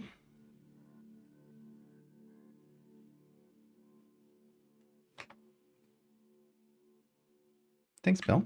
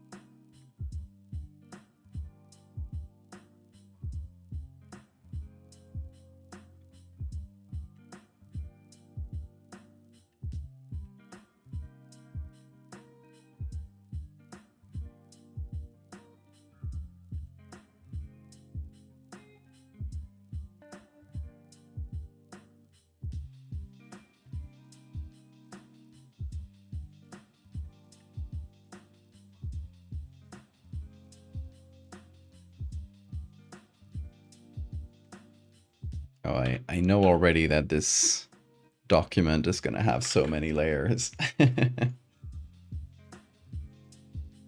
Hey, Dragon. Perfectly normal picture. Yeah, nothing weird going on here.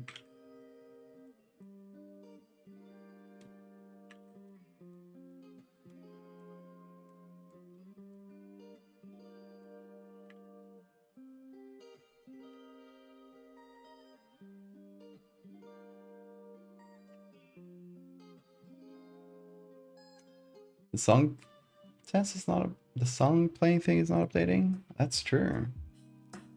Huh. Let's try skipping one.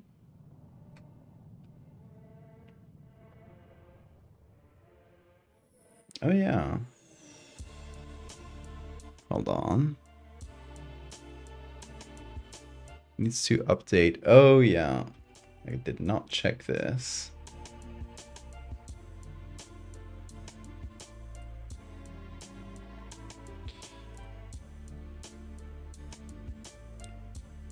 Yeah, I need to update my Spotify credentials, apparently.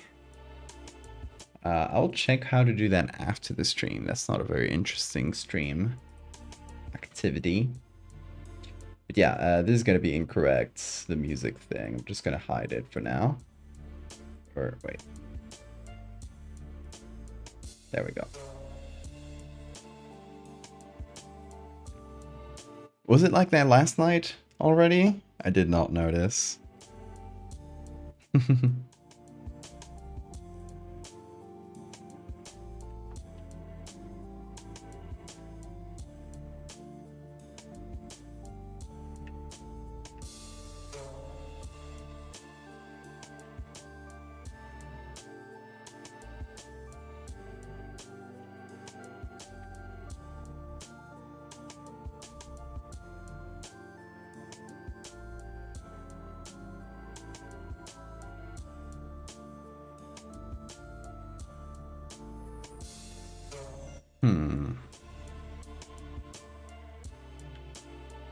Obviously, we need to do the bottom row still.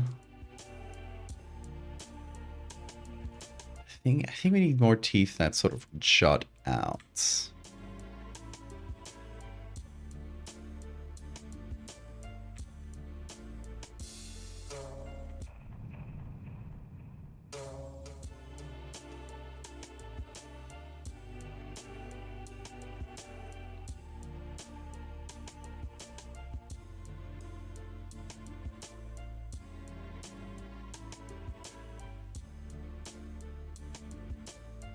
Just like make these teeth messy.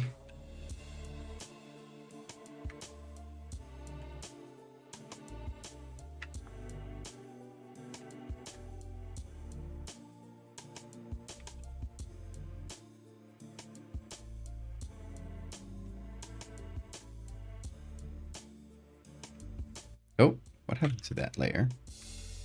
Did I accidentally delete it?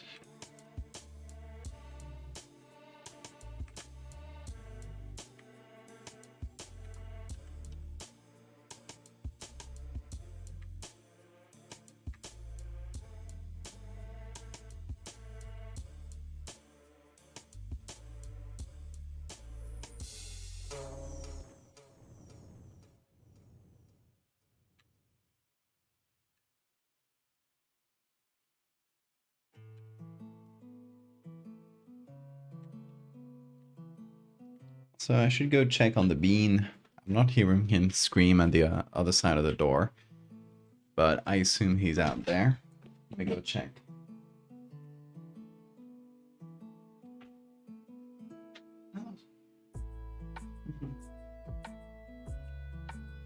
Oh, you were waiting for me. Oh, yes, you were.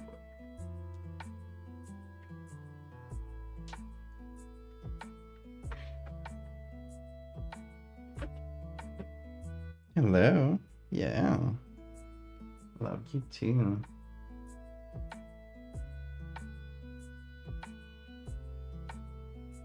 Oh, he is purring. Yeah.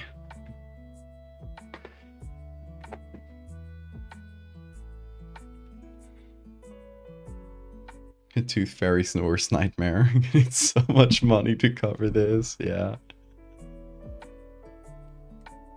Although I assume that with each row of teeth, with them becoming smaller, you get like an incrementally smaller amount as well.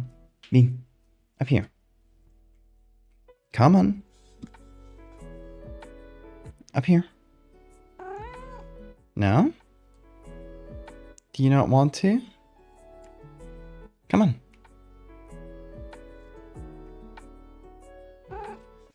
No? Okay. Whoa. Do not try to close my Photoshop. Careful there, Bean. Oh. He's undecisive. He's looking at my shoulder like, should I jump on? Or no? I can sense Bean, yeah. I have that power.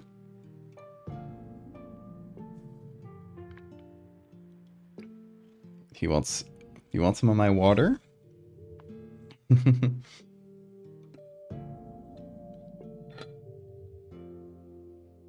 Bone Fairy. That is good. Come on, Bean. Jump on. I need to use the tablets. Yeah, there you... Ooh, ooh, ooh, careful. Ooh, there you go. Good boy.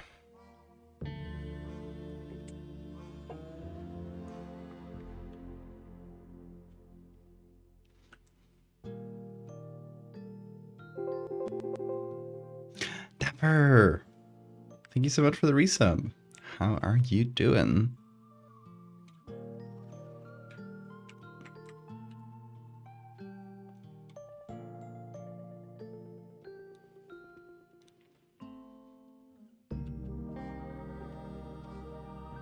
Okay, so that's the whole teeth group. You know what? I'm gonna take everything.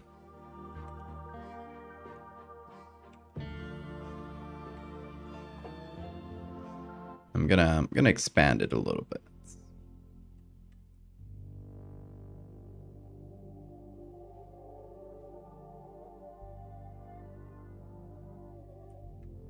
Maybe like this.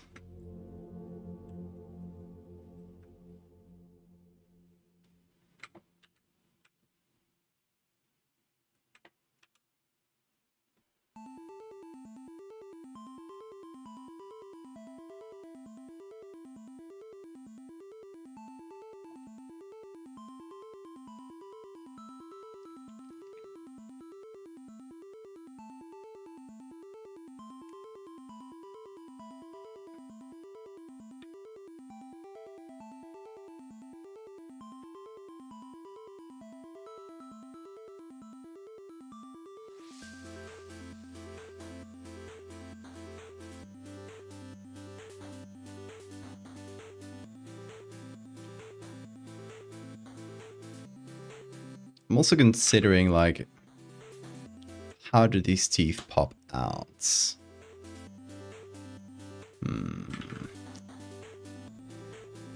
Okay, I got an idea.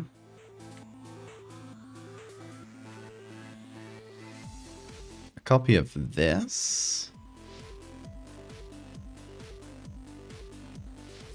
Or maybe the other version of this, this one. This is very similar to the picture we used for the teeth, but it has like less of a filter on. We just used the other one because the angle was better. But we're gonna take a copy of it, select it here. What's up, Bean?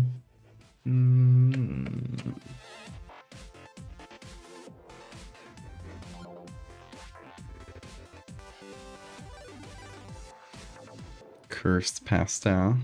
Someone mentioned fractal pastel. Yes, the fractal is seeping into the real world.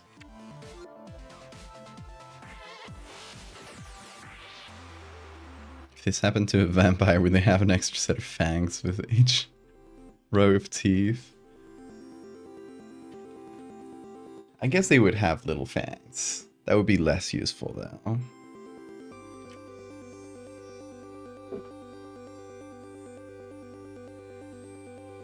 Commissions you just to make fractal pastel.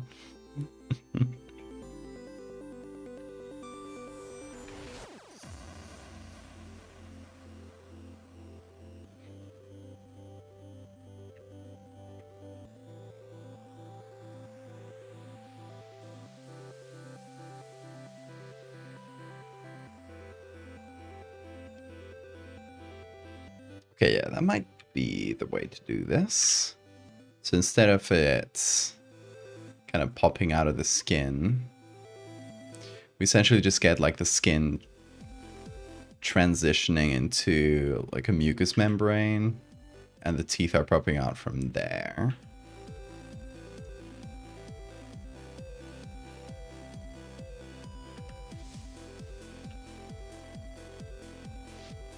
Bean, what you screaming about? You wanna look out the window? It's closed. It's straight up closed, dude. I mean, you can look up all you want. You won't see anything. Yeah, the blinds are closed. No, you can't see shit. He's trying to look out the window, which is impossible.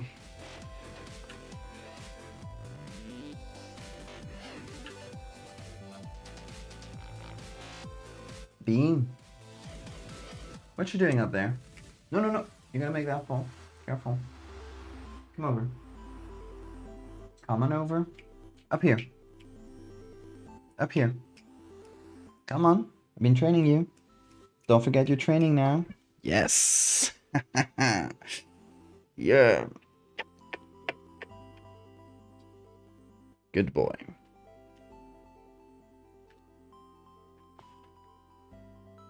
I can make him jump on the table on command. Like, honestly, I can call him anywhere. If I do this, he'll don't try to eat my eraser. if I do this, he'll just go, see, there's his little nose. He'll just go to touch his nose to wherever my fingers are, like this. Good job. A treat. You get a treat because you've been doing really good. Yeah. You're so talented, little man. So if I do this, if he's not lazy, he jumps on my shoulders. Come on. Come on. You're lazy. You are being lazy. You know how to do it. He's looking at my fingers, but... Come on. There you go. Come on. You get a treat if you jump. Come on. I can try on top of my head. Sometimes he'll try to jump on my head. Come on. Okay, let me move the mic a little. So he can do it. Bean. Yeah. Good job.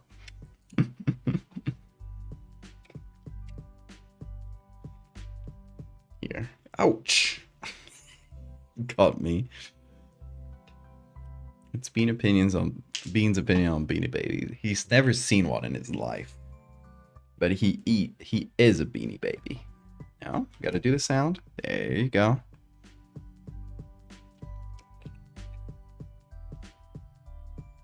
Oh, you made it fall.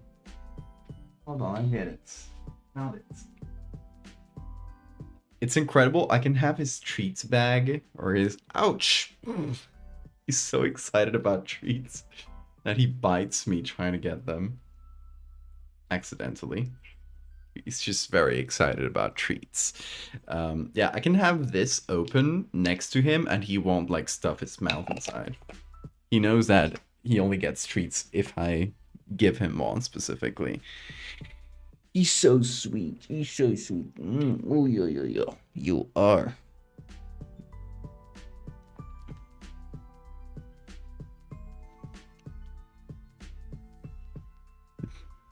Biblical levels of greed. He'll bite the hand that feeds him. Just because he's so excited about treats. Aren't you, Bean? Okay, go on the head. Head again. Come on. Yeah, good job. Okay, you had enough treats, Bean. That's enough for the day.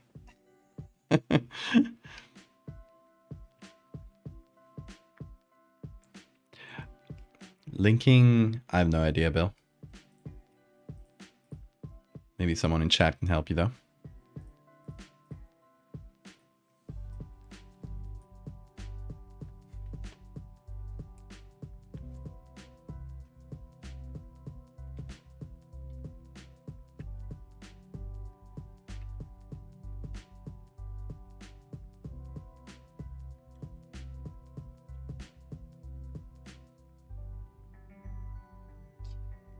You really bit my finger back there, Bean.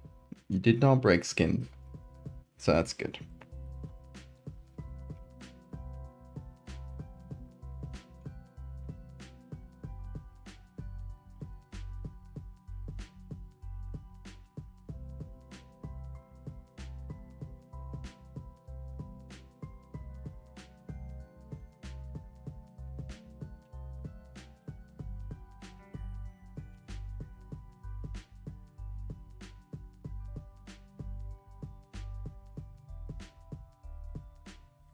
I did get slightly crunched, but it's okay.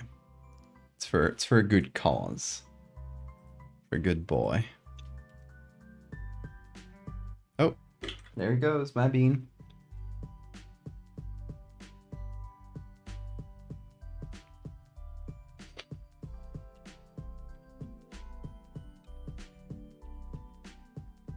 He's back to screaming. The screamer.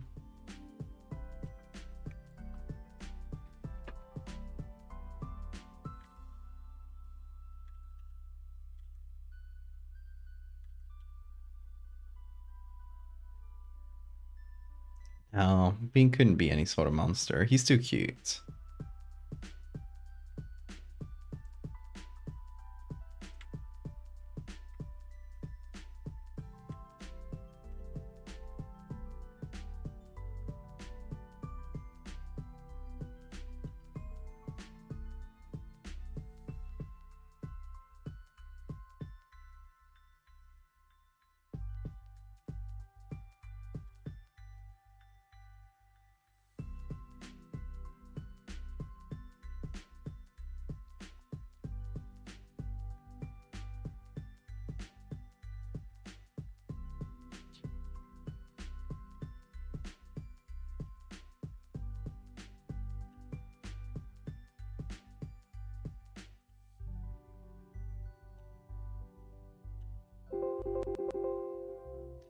Oh, Dapper, thank you so much for the gifted sub.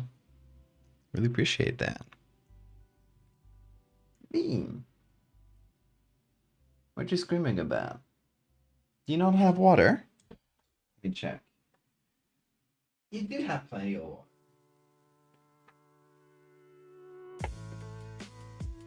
Fulfilled your sugar daddy role. It is appreciated. You've gifted 72 subs.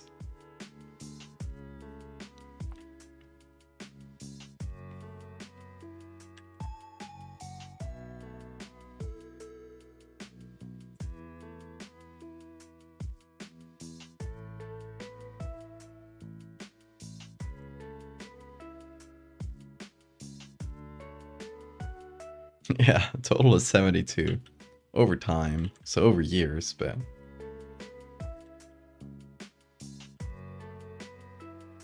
you are the true sugar daddy. Bean?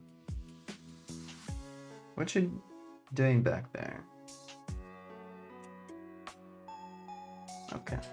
Nothing suspicious.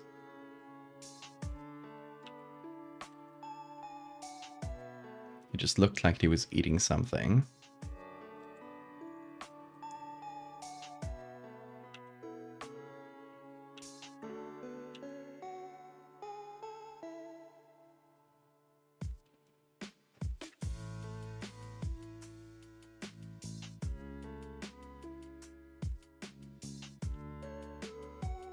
Okay, so let's begin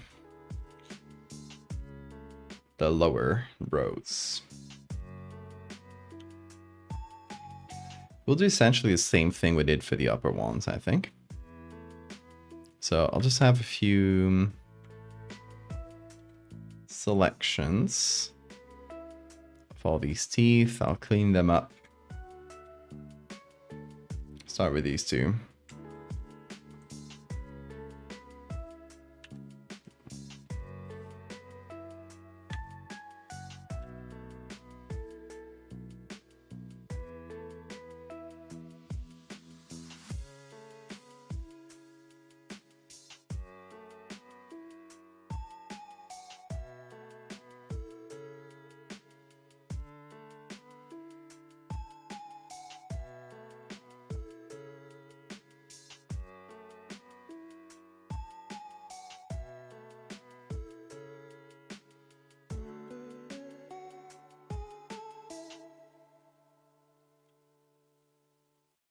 Okay, there we go. That's one.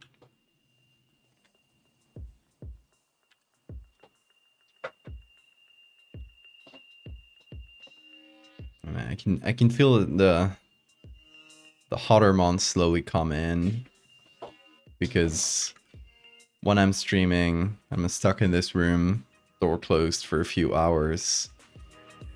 You start feeling the temperature rise. It's very annoying. I have to get the fan soon.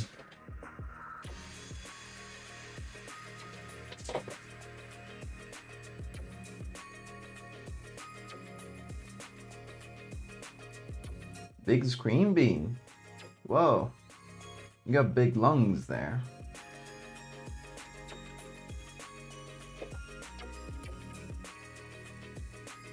He's playing with his toys. Hey, dude. Let me kick that for you. There you go. Plays football.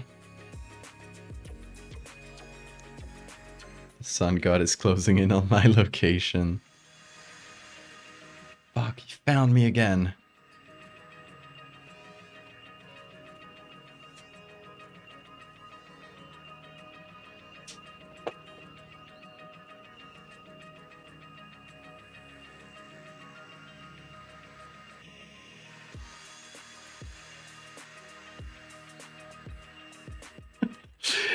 Bean, you're making a ruckus. I don't know if the mic is picking that up.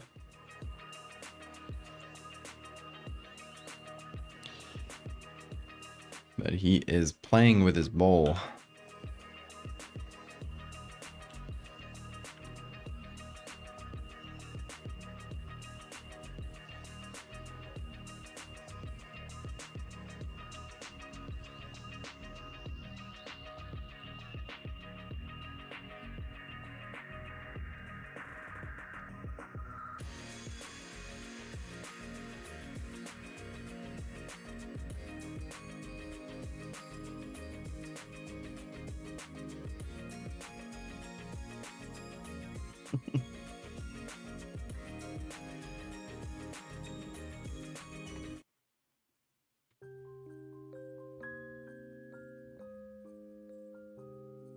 Your cats managed to knock the entire litter box downstairs? No! Oh, that must have been hell to pick up.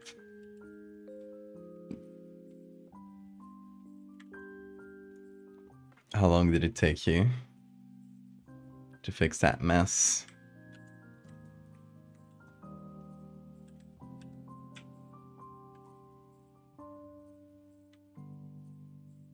Honestly, kind of impressive.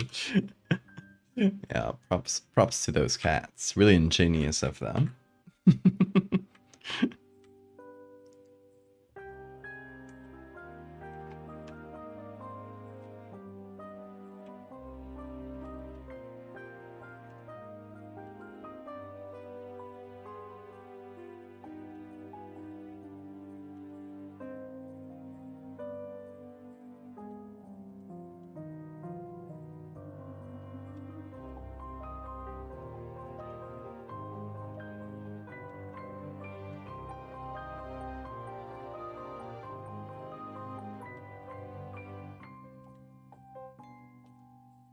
I'm sort of repeating the same tooth over and over down the side here. I'll have to darken them, but it's just much easier to work with that.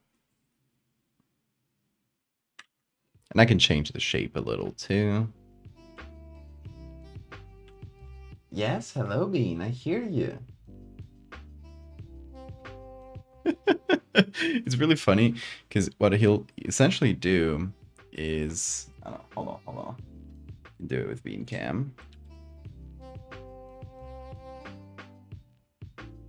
Can you see him there in the corner? He'll just sort of stand there in the corner and scream. And it looks like, oh no, Bean Cam. It looks like he's grounded. But he does have to himself. Bean? Bean? Beanie? Bimbo?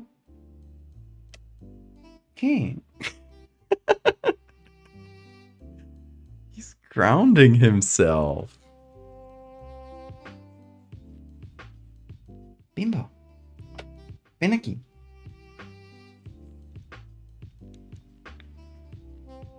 Nothing.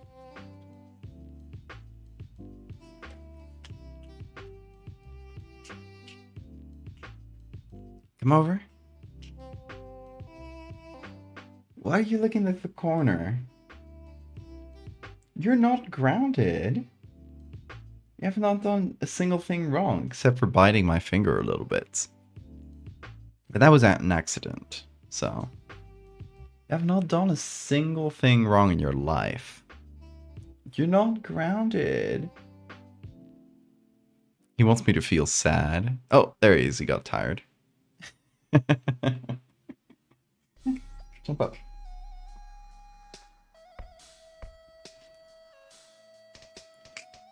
Jump. Whoa. There he is.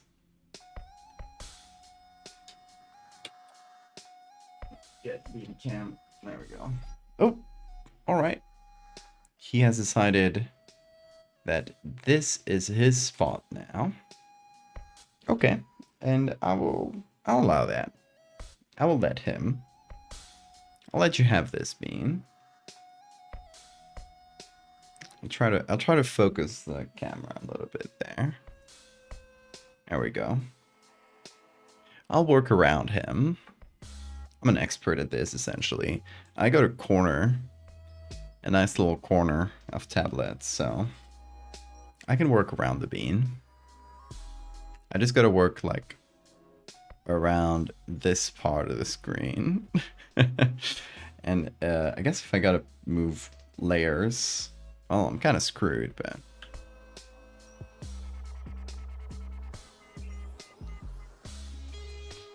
this corner is made of corner.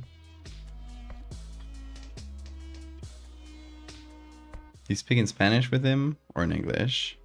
I speak in Spanish with him all the time, except when I'm on stream, because I'm already like, my brain is already has the English chip in, so.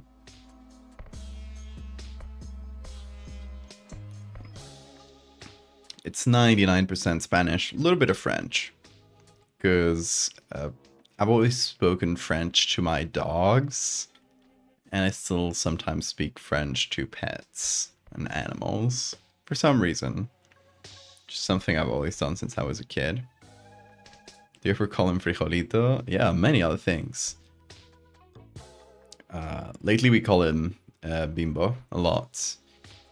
Not because of bimbos, the English word, but because a very famous like brand of bread. I think the US equivalent would be Wonder Bread. It's just like kind of sliced bread that you find in the supermarket. It's called Bimbo. It's a Mexican brand originally, but it's really popular and common in Spain too.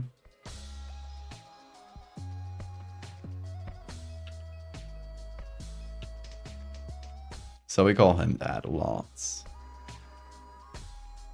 Oh, he wants to do art. Oh, my little artist. Hold on, let me get a nice little brush for you. Let me get a brush for you, King. Okay, how about this? That's perfect. Okay, you wanna do art? Qué lindo gatito. Sí que lo es. No Italian? I don't know enough Italian.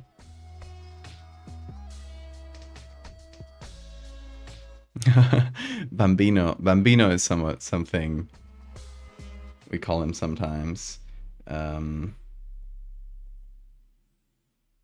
He's falling asleep. Little artist. But we do a lot of the wordplay we do in Spanish for names. Predicates on the fact that in Spanish, the B and the V are pronounced the same. They're both pronounced like B. So you can call him Da Vinci, which would be that Da Vinci. It doesn't make sense in English because it doesn't do the bean sound, but it does in Spanish. So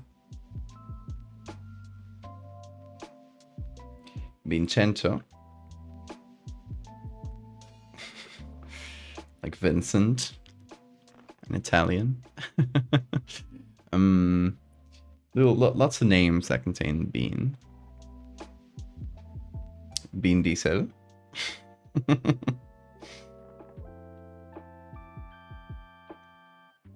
Vincent Van Gogh. Yes. Ooh, he's so sleepy. Okay, no art for us today, I guess. It's fine. If you want to do art later, I'll give you a space bean.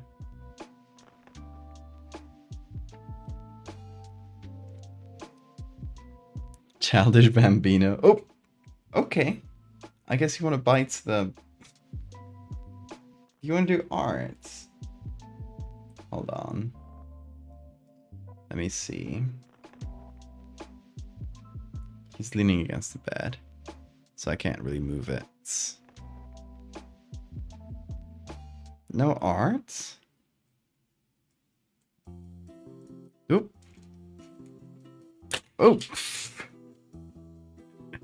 That was too forceful. You need to press it. There we go. Like this.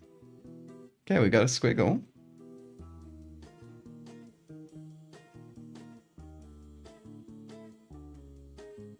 My only job is pressing it down on the tablet. His job is to make the squiggles. Whoa, like that. Okay, you're getting off screen, dude. It's a nice squiggle. Let's try to see if he wants to do any more.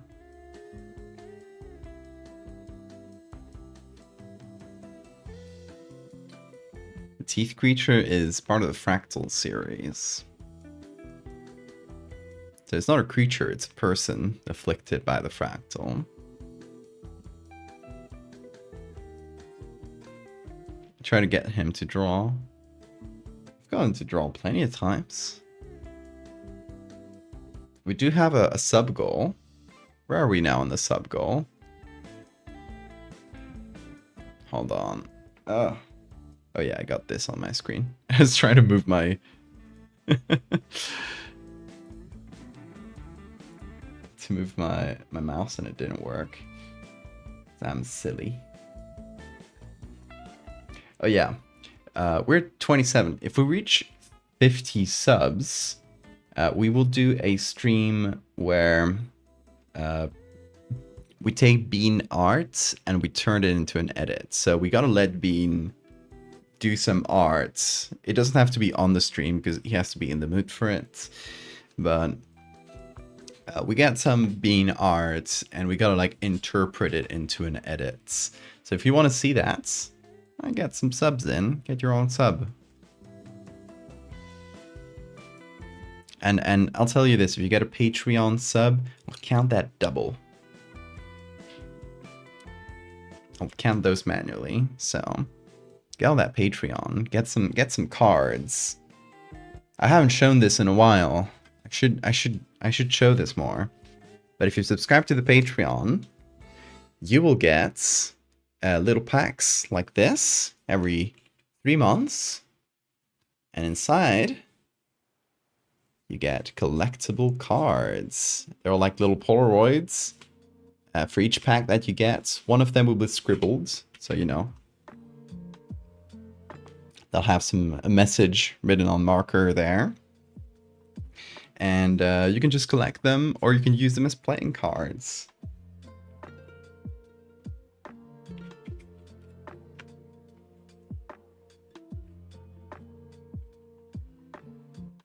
So thank you for a very timely self-promote redeem. Yeah, here's the Patreon link. There it is, right there in the chat.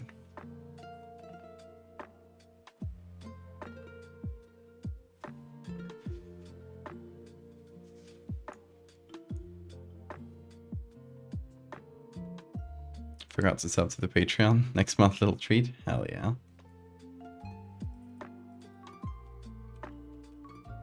Oh.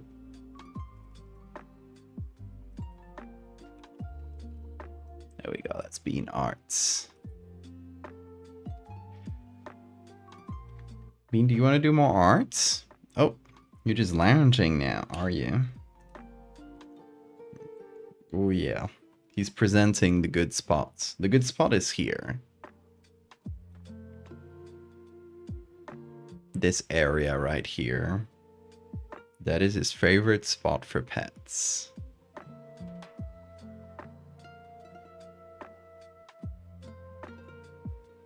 Little Gengar you're felting. Oh, nice. Hope it goes well.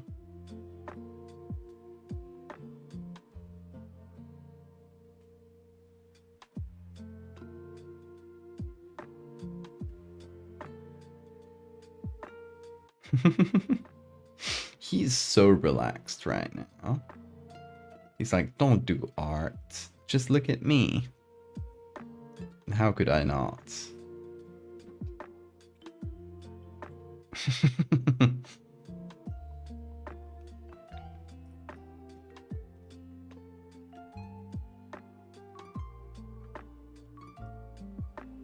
Okay, let's get some more teeth.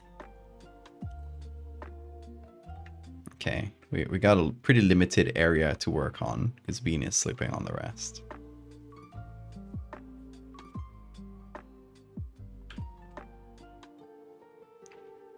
Sounds good, Dapper. You have a good night.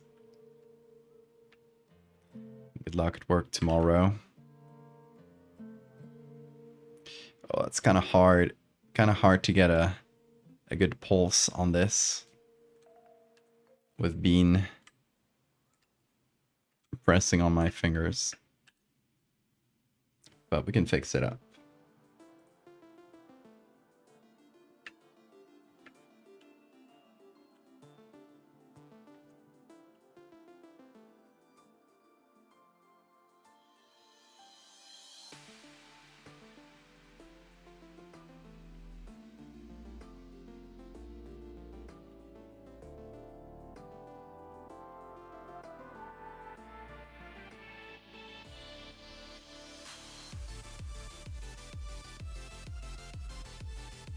Also, for those who are on the Patreon, you won't have to wait that much longer for your first set of cards. They'll be going out either during the weekend or like early next week. Just the time for me to actually get all of these ready. I'm also printing. I can't show you yet because it is at the printers. But essentially like a little booklet that'll have the rules. It's kind of the best thing I can show you, the best approximation. It's a mock-up of, you know, just something I figured out to do the whole layout and stuff. But it'll be like a little paper like this that you can unfold, and it'll have like the different rule sets in there. So there's going to be 3 rule sets for the game. One of them is competitive, the other one is collaborative, and the third one is solo. So you can play the game. You can play 3 different little games with these cards that I've been tinkering with and playtesting. So I wanted everybody to have this little booklet with the rules as a little bonus for their first order, essentially. So yeah, that's what's been holding these up a little bit. But it'll look really nice, so it'll be worth it. Worry not. Is your art your job / source of income? Yes.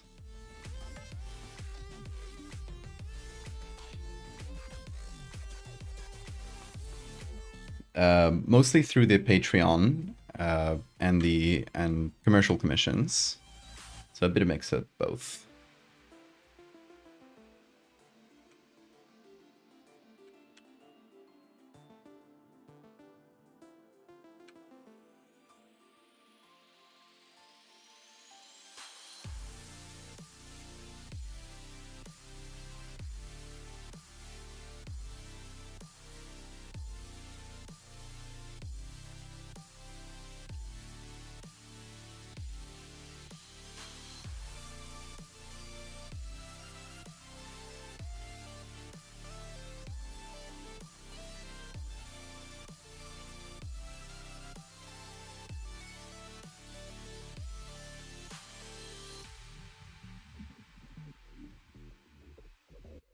Thanks, Bill.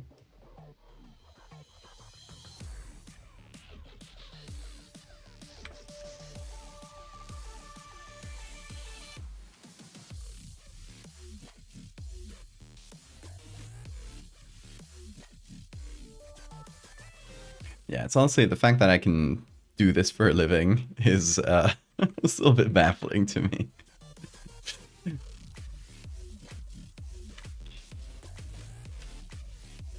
But it is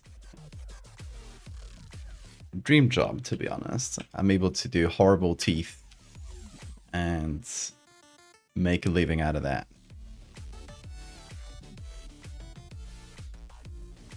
Ideally, someday I'll be able to just like support myself off of only like my personal projects, but you know, might still be in a bit.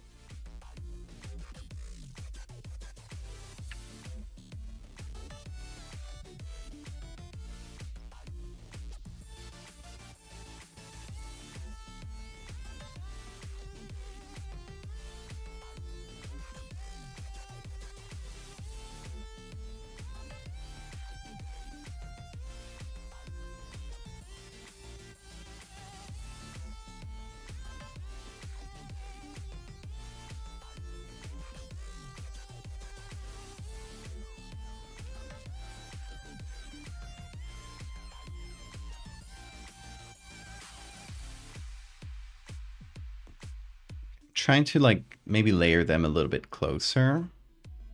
That might work better actually. Makes it feel messier.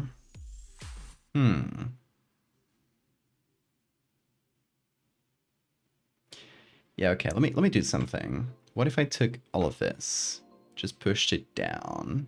Also this. Yeah, what if I took all of that, pushed it down a bit?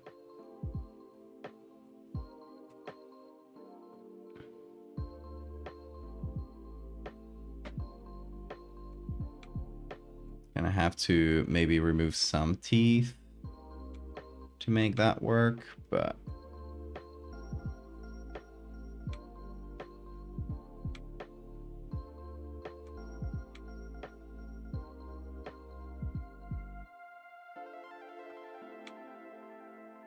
yeah, it definitely makes it feel messier.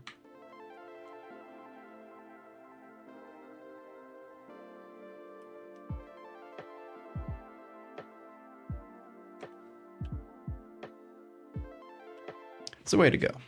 Oh, Bean, I startled you. Sorry. Eventually cover the entire face. Yeah, absolutely.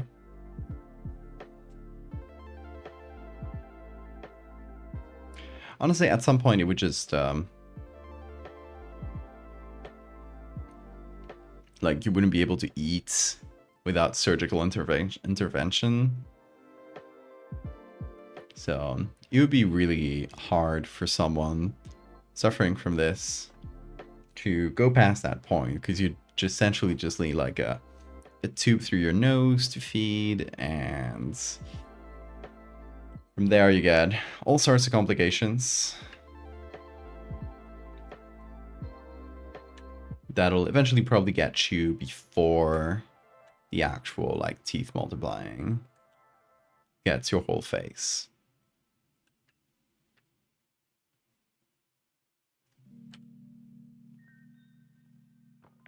Hi, Bean.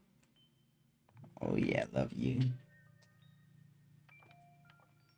How would braces work on those? Forget braces. Where we're going, we don't need braces.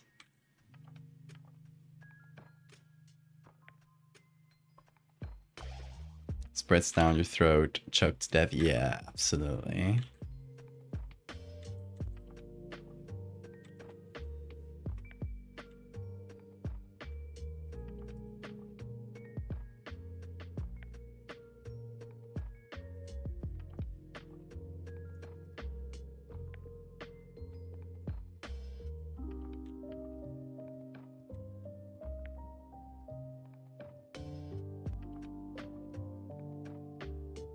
JPEG.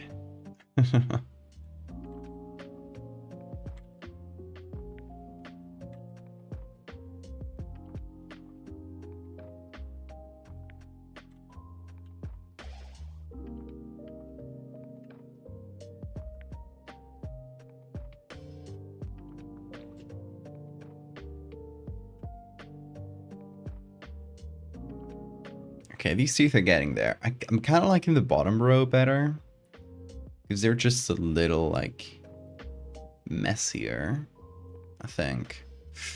Yeah. Let me do like a third row there. So essentially like these two little ones. So to continue that pattern. Let's see if that looks okay.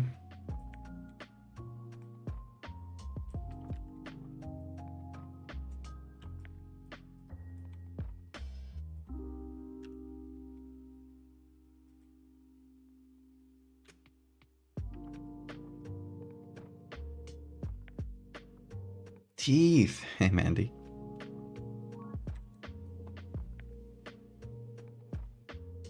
Their teeth get stuck and locked together.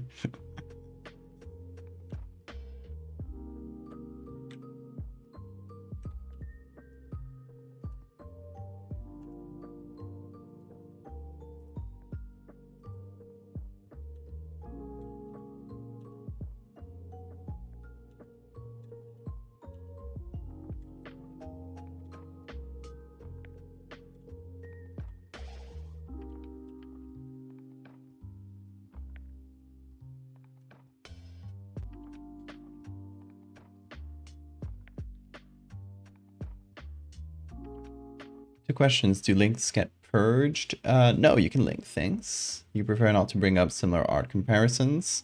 No, you're fine. You're fine to bring up comparisons and stuff.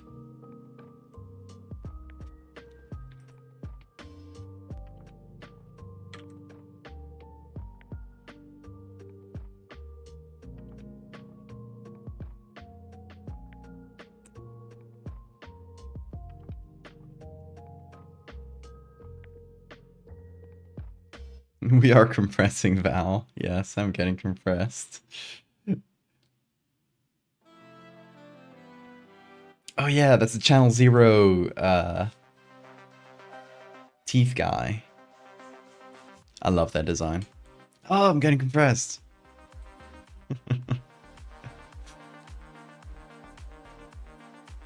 It hurts.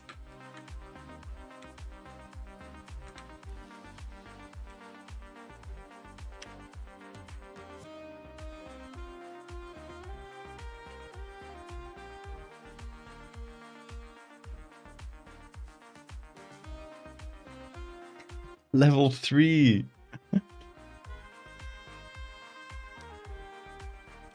I'm so beautiful now. Never looked prettier.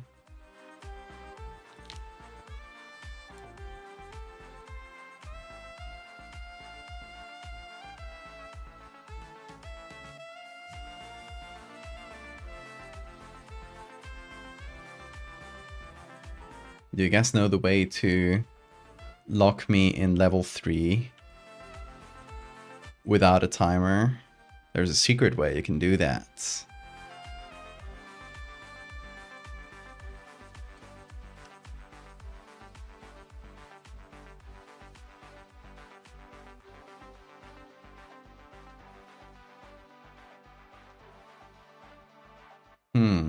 See, that's too like regular.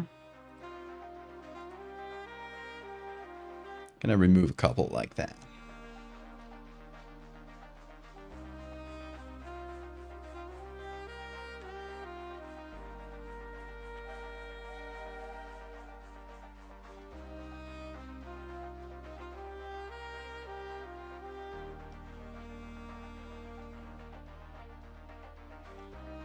$50,000. Oh yeah, this JPEG Ultra is... I found a way to make the JPEG even worse than the max level filter.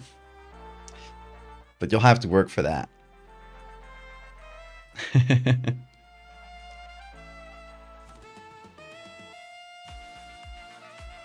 Reasonable price to lock my soul inside the JPEG dimension forever. Yeah, but there's also like, apart from JPEG Ultra, which is like JPEG Ultra is just like, I maxed out the filter like way like beyond the filter can actually go in the UI it has. I found a way to make it like even stronger than that. But without JPEG Ultra, you can actually like jump to this level and skip the timer. If you either give 333 bits or gift 3 subs, or get a tier 3 subs. Anything with a number 3 will lock me into JPEG hell. But it's at this level. JPEG Ultra is only with the points.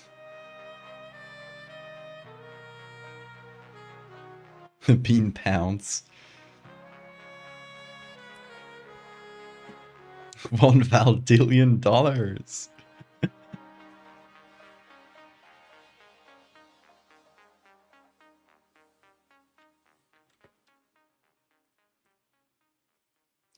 The only currency worth anything here.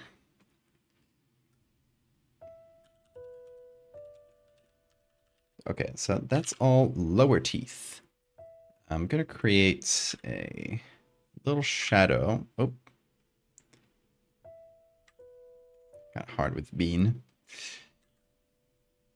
Gotta work around his wet little snout.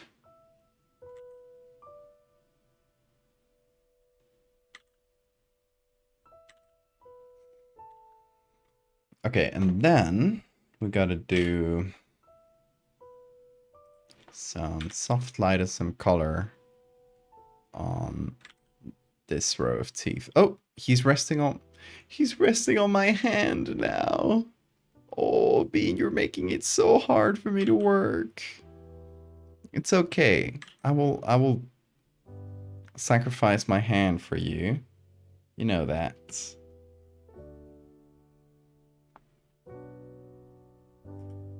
Whatever's most comfortable for you, little man.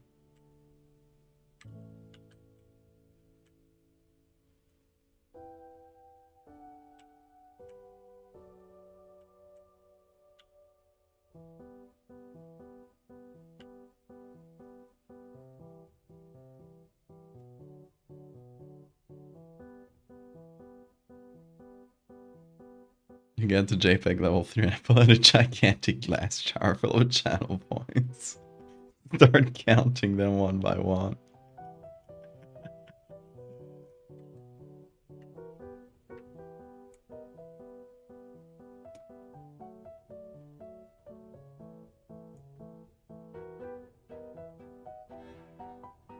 Hold on. I'm gonna sacrifice my left hand so he can be comfy.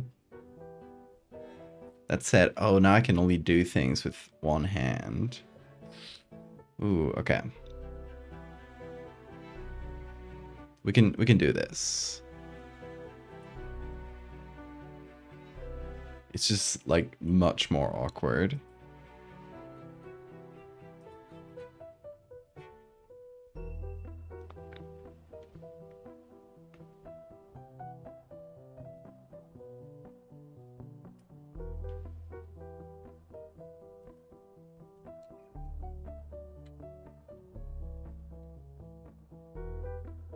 Okay.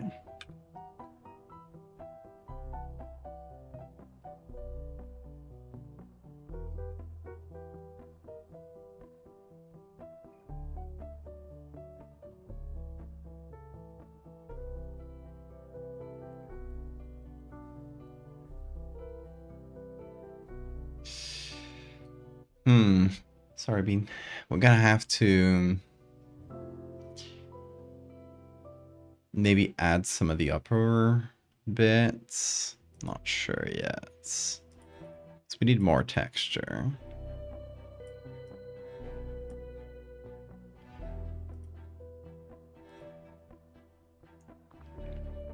Okay, I'm gonna duplicate this layer.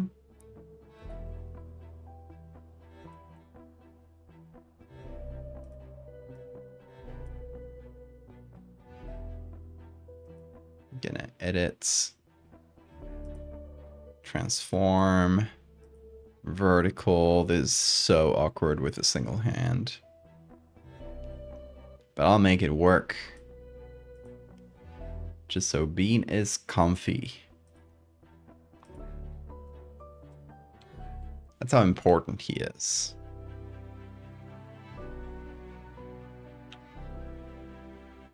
I'm freed from the JPEG. Nobody got the JPEG Ultra. Oh, ooh, big stretch, Bean. Okay, my hand is free, but I have lost a little bit of space in the tablets. The law of equivalent exchange.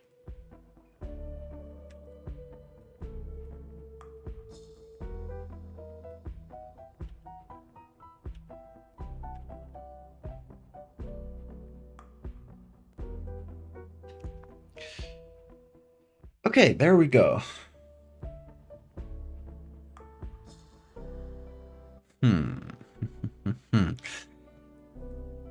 Next, I think I'm going to fuse both rows.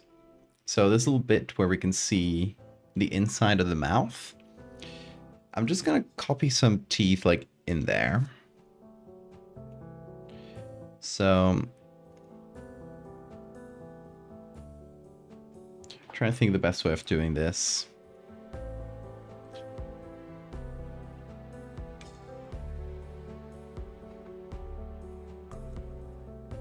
Okay, this is our layer. We're gonna do maybe object selection. We'll get the dark bits. It's kind of hard to do that with a mouse, but let's see. It's a good start. Okay.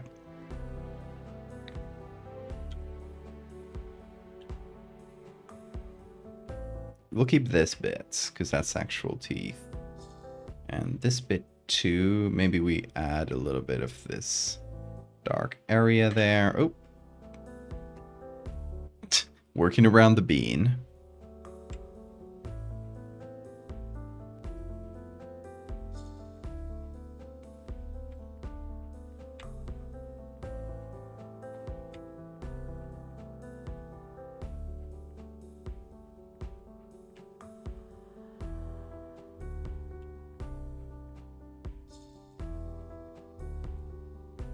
Okay, so we have a little area here, and I'm just gonna make a group and add that as a mask for the group. Now I can take, let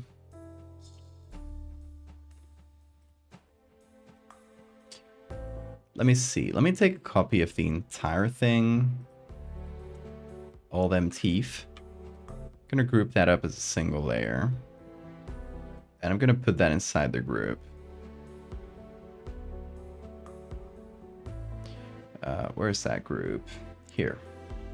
I'm gonna call that inside mouth. And I can essentially do this. Kind of copy more layers, more rows of teeth in there.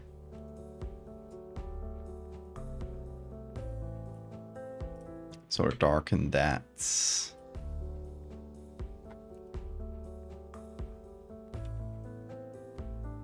To imply that this person's teeth, like, they just keep going inside.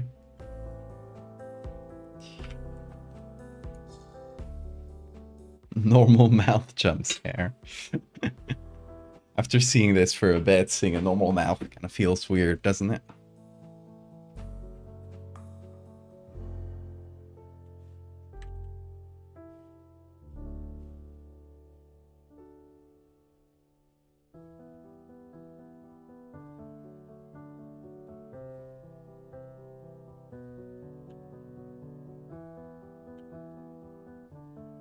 Fractal penis? You'll have to interpret that on your own. I won't help you out with that. I am like 100% sure that some people would be into that. I've seen worse.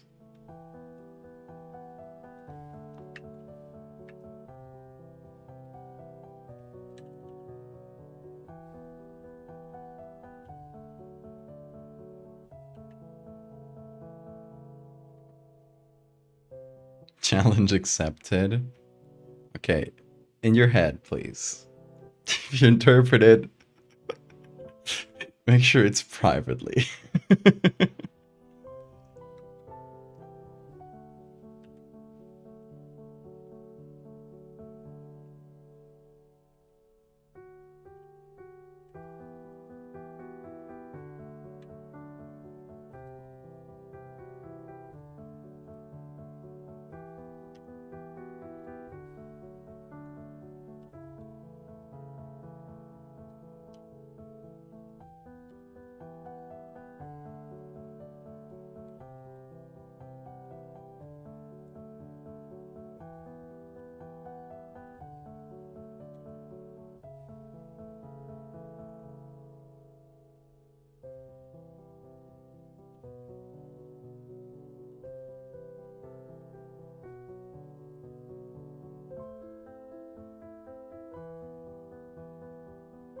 As an exercise for the viewer, exactly. Brushing must be hellish. Imagine flossing.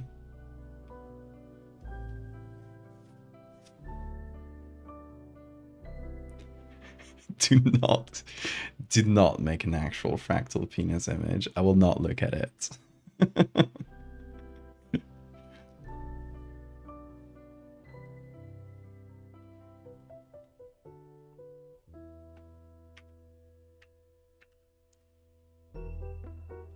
I will pretend it doesn't exist. And be much happier.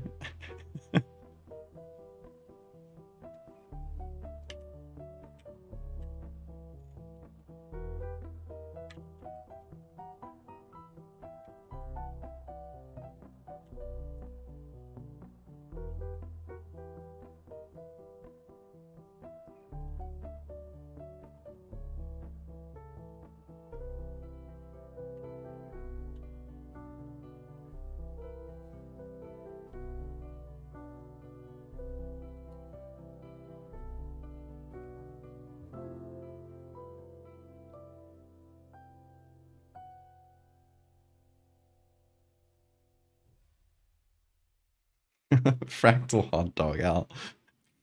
That's the only fractal weenie I'll take.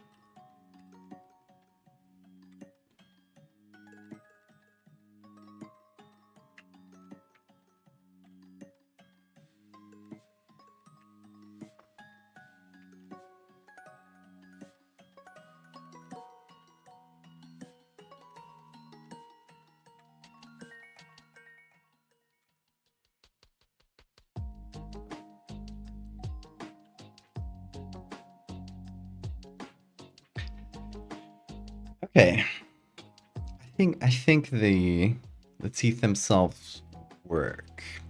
Now the problem is integrating this with the actual face. Is the hard bit. Because when it's this, and it's more of a close-up of the face, works better. When it is this,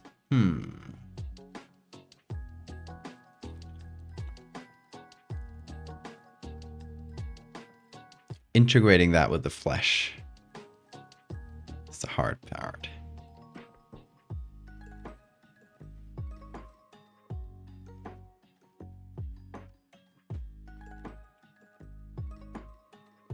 Fractal wiener dog. Like branching. Like a tree fractal, yeah.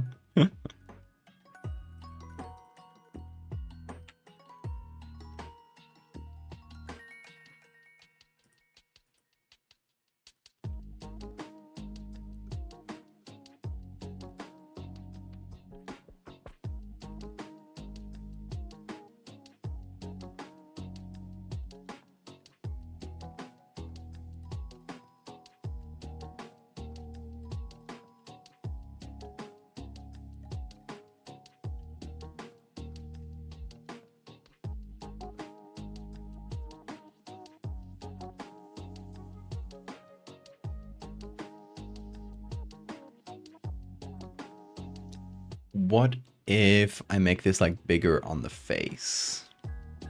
So I just take everything.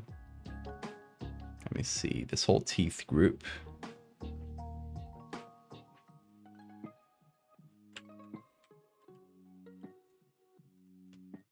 And I make it take up more space, which would make like the main set of teeth too big, but I don't mind that much if the effect is cooler, you know?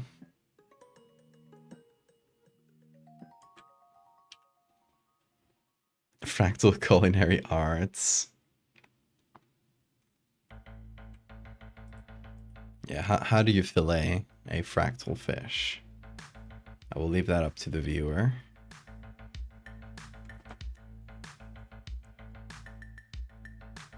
Fractal octopus? That already kind of exists. There's a really rare mutation in octopuses that makes them have like branching tentacles. They found a couple of them in Japan, I believe. There's one in a museum in Japan.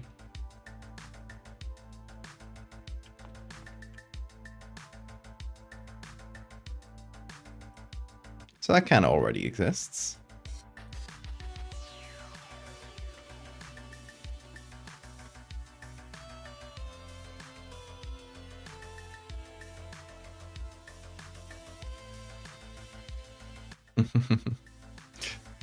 Silly smile.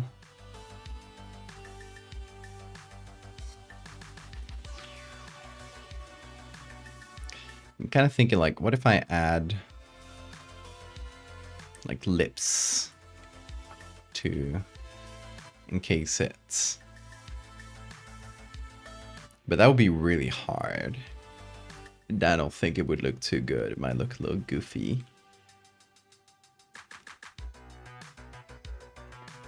So yeah, maybe it just fuses with the skin. So maybe we just do a color layer here, and we'll let the mucous membrane sort of blend in.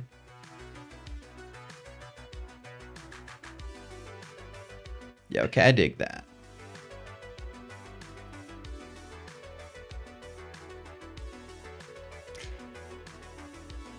And the sides are a little awkward. You do still need some sort of connection in between the top and bottom rows.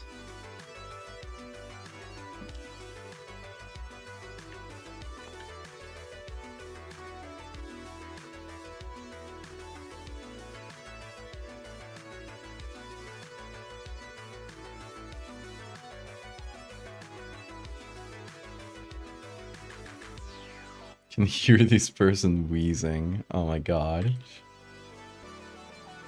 They would wheeze. Okay, let me put this little shadow beneath. Oh, Bean, you're so comfy.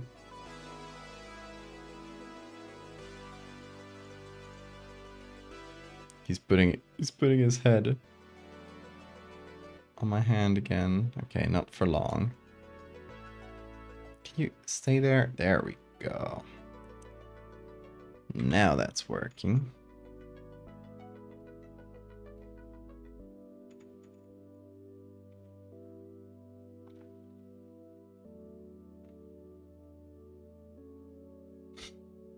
Yeah, carcinization is the only force that can stand up to the fractal.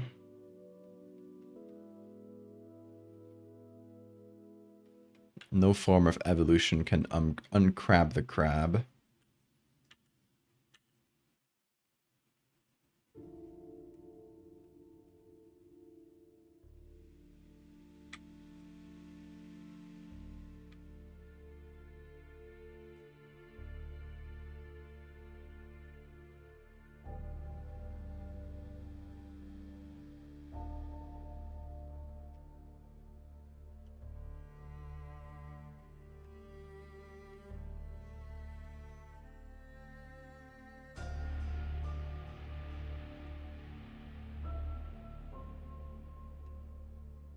Blue Bengal, thank you for the follow.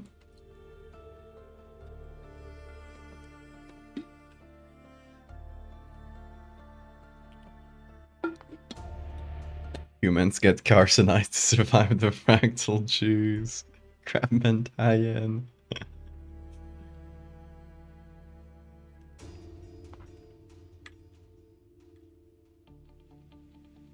See, that'll be perfect for people who are try to connect all my work in a single world.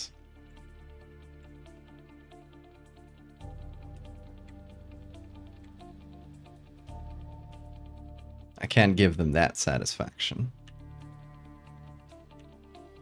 I gotta work harder for that theory.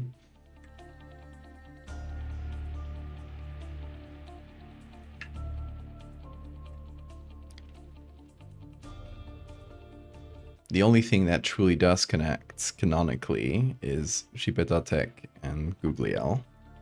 So they gotta get together somehow.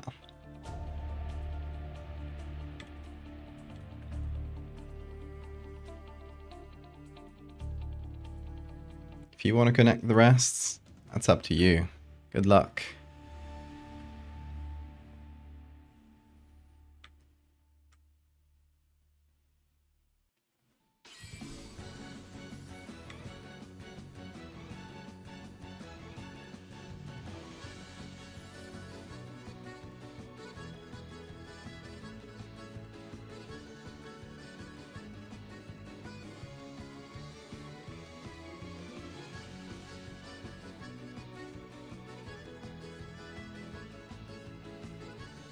Might have to brighten all the teeth on the side here, because they're not that inside anymore. They're poking out a lot more.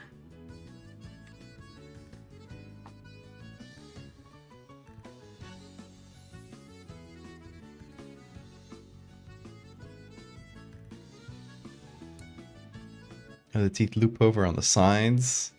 Like on the side of the cheek. Might be too much teeth.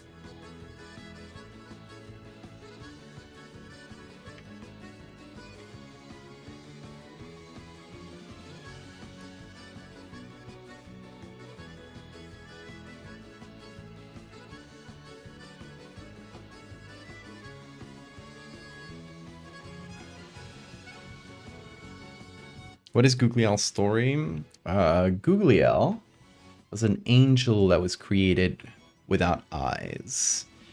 The angel was not happy with this, so it decided to create its own eyes. That's why they're googly. But when the forces of heaven found out about this, they cast Googliel out. So it became a lone rogue angel, just watching over humanity with the eyes it made for itself. And a demon actually helped it make its own eyes. A demon called Clatterith.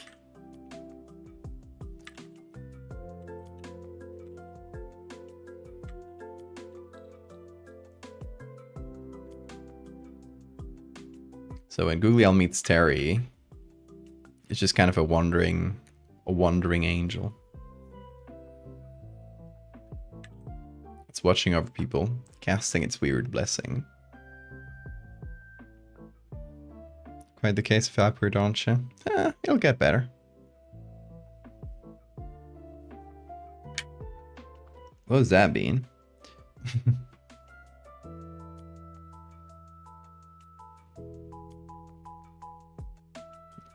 Warhammer 40k. It seems like a lot to get into. It's a little overwhelming. I'll be honest.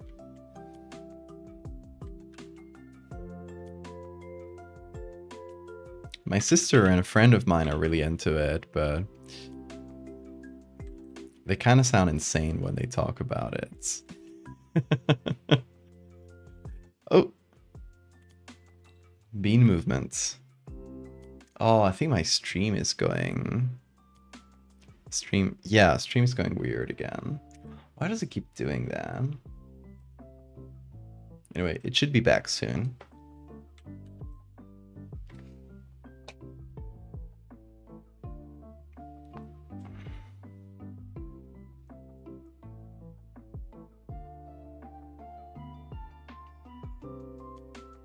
The stream freezes with Alex experiencing 10,000 years of subjective time. Hey Lulu. Teeth. Yes.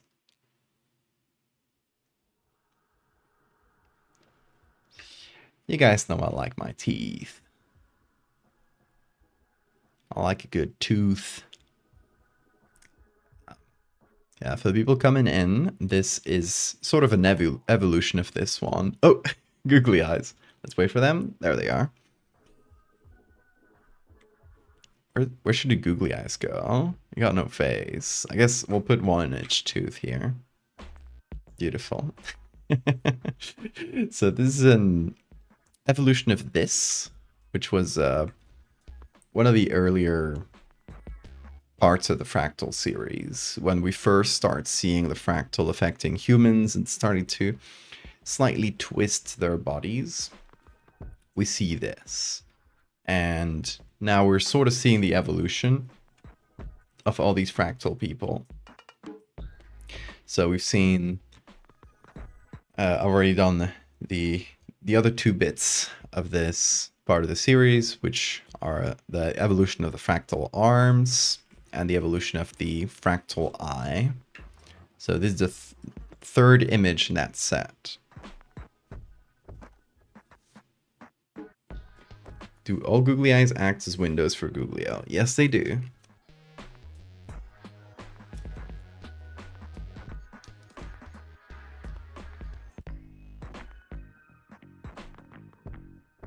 Oh, we use they and it for googly eye. Angels are genderless beings.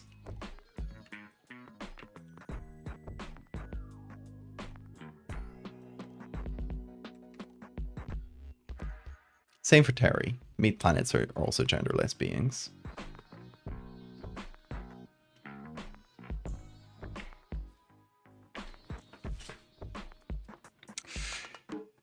Now, okay, I think it ties in like, well, up here, down here and up here. But the issue is the sides.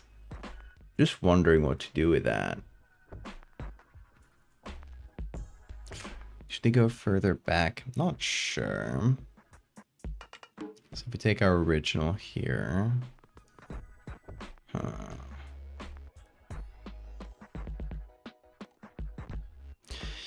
Yeah, maybe we take a little hint from this. And we have like a big hole right next. Continues with the cheek. Yeah, that might be good.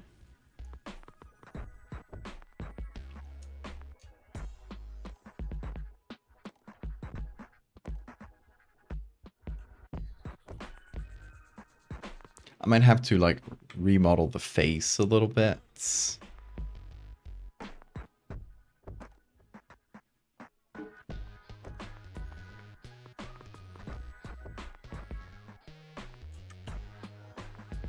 We'll figure something out. Okay. Let me try with this as a base. So we'll try to fit it to the size of our main teeth, more or less.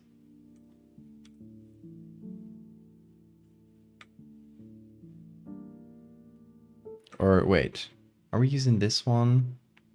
I guess we are, right? Yeah.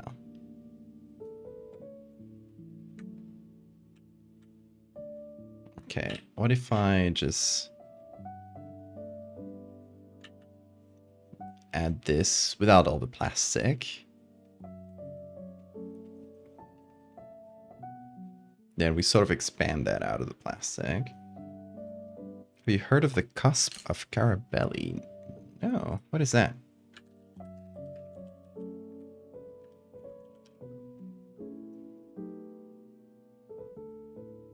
Oh. Little tooth chunk. Small additional cusp. The first molars. This thing. Oh, wait. That's a crab. I mean, this thing.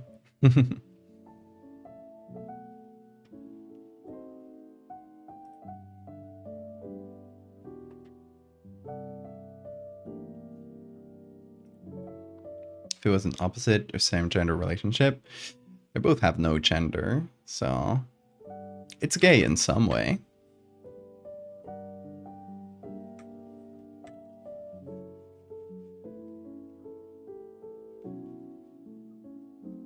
All we know is these eldritch horrors are gay. How? We may never know.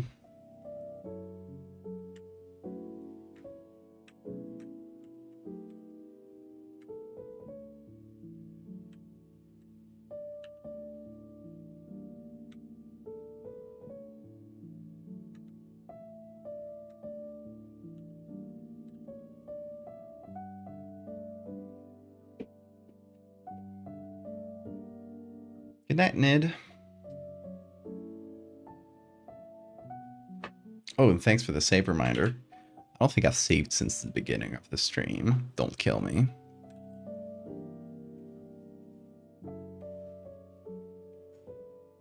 Oh, it wants to be a PSB. Why? It's probably a really large layer. Let me guess, it's the background? Kinda.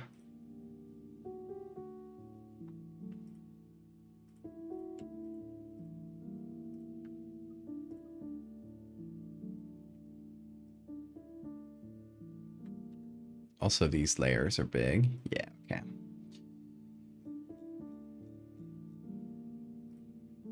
Let me simplify a couple layers.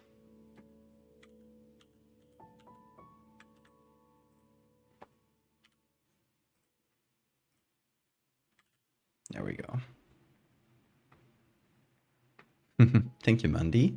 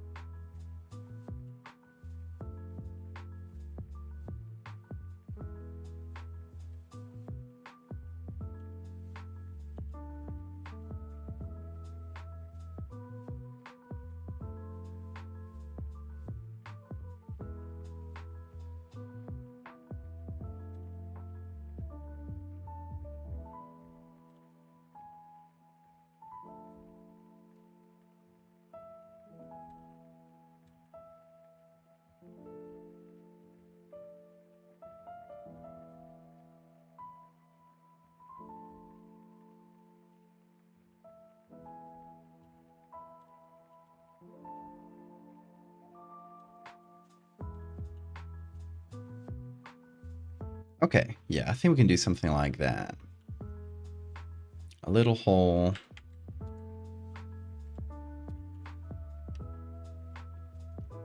On each side. And then I guess the inside would have to be a lot darker, actually. Oh, not this tool.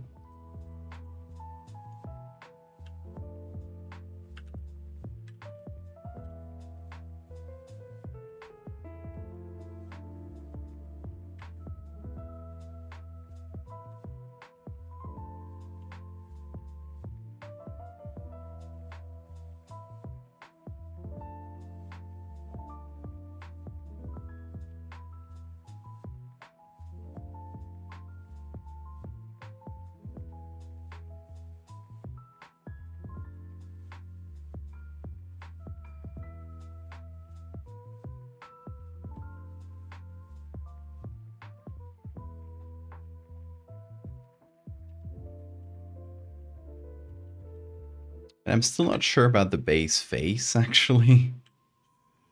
Like, that's the bit I'm most unsure about. Like, I could honestly just transplant this somewhere else, and it might even look better. What do you guys think? Just not really sure about this image. But where could I put this? Maybe more of a mouth close-up, since we're already kind of there.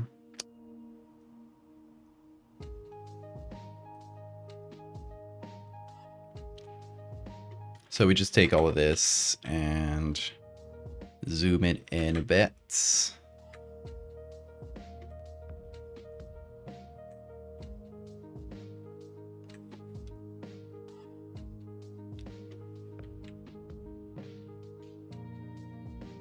And like we could use this. But it's pretty medical. I don't want it to feel like this person is like in the middle of a surgery or something. Although I guess we did do that in the first one. So it would be a parallel. Let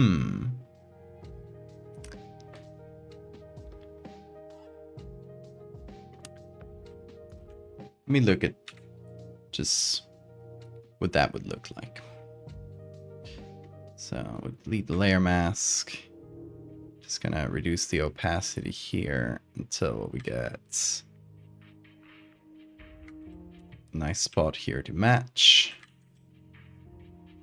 Make that bigger. Try to fit in the teeth. Right.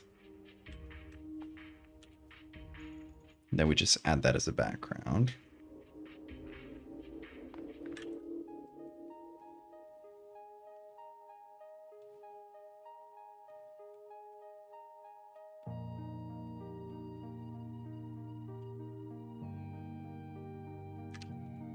I mean, it's not too bad. I thought we'd get in the middle more.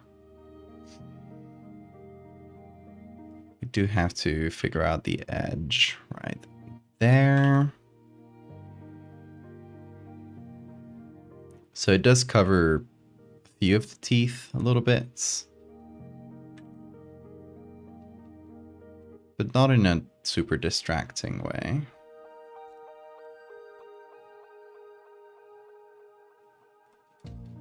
Gotta make sure that all my fractal teeth are in place.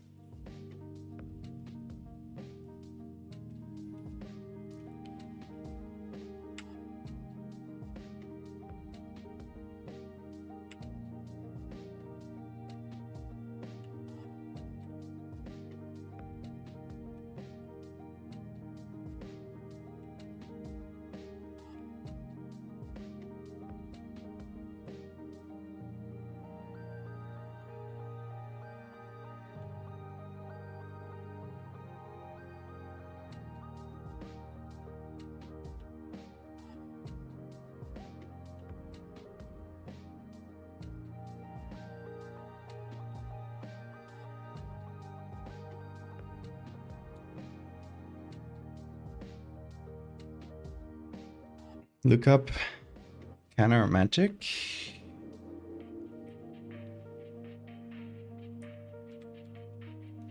I will look that up. Let me copy paste it here.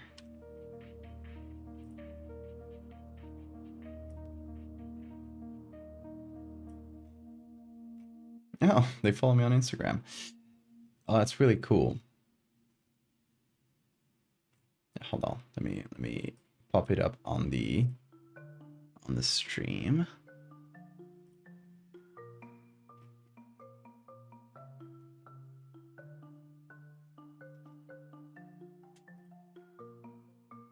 Yeah, really cool artists. That's dope. Thanks for the recommendation.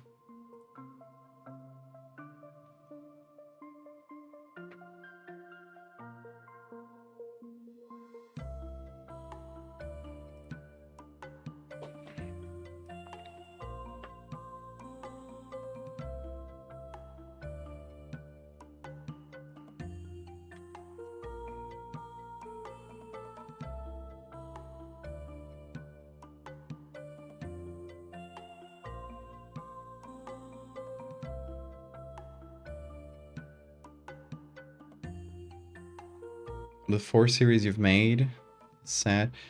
I would call them the facade one of my main series. I think my main series would just be Megalomorph and Fractal and Chipeta deck.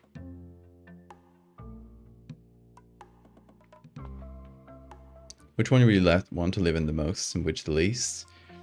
Probably Megalomorph. If you live in that just like general world, you're not likely to come across any of them. But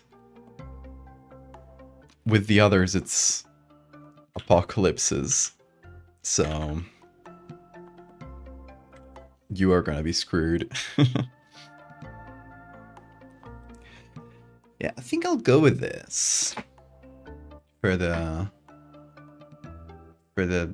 background. Feels a lot more natural for sure. It's more of a close-up, but it just sort of frames it. I can move this down a little bit. Yeah, it just creates a bit of a natural frame. Now let's go inside the mouth here. Gonna darken that a little. Just so we get at least the shape of the teeth a little bit better.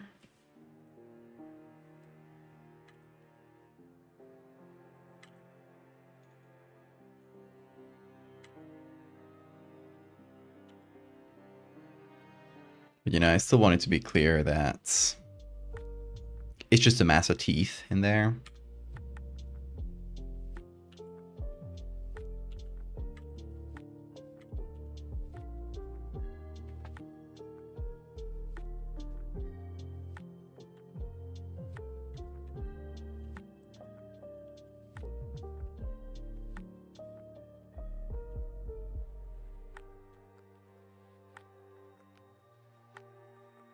I guess I'll throw that question back at you guys. If you lived in any of my works or series, and I guess let's be more specific. If you had not only lived in this world, but had to interact with the subject of it, which one would you choose? So if you're a megalomorpha, you can't cop out like me and say like, oh, I probably won't meet any of them if I exist in that world. You have to meet them. You're like the subject of one of those stories. Which one are you guys choosing?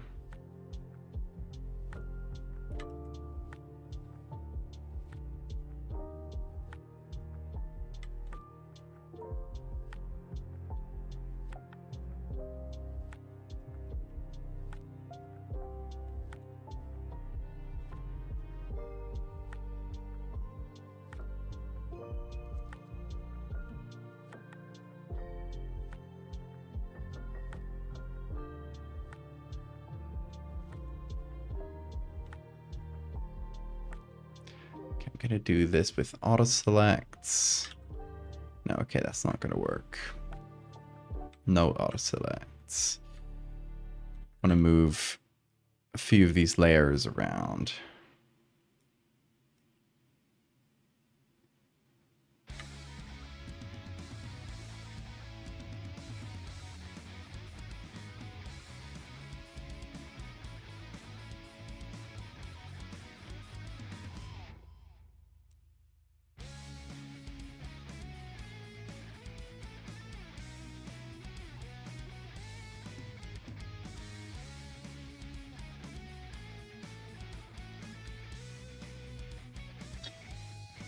Thank you so much, Bundy.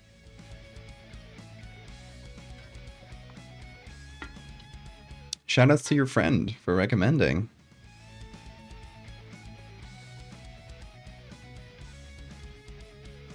You guys know I love complaining about algorithms and stuff, but despite any social media and how well or badly the algorithms work, recommending something to a friend directly is still the best way of finding out about anything. Like, for me personally, I've given up on like looking at movie trailers and stuff. I'll just go by recommendation. Like, if a friend recommends me a movie, I'll go see it. Or if I see it recommended online a few times, like if it reaches like a sort of critical mass of people recommending it to me on streams and stuff, I'll go see it. And same for like games and stuff. Not only movies, but you know, same sort of rule.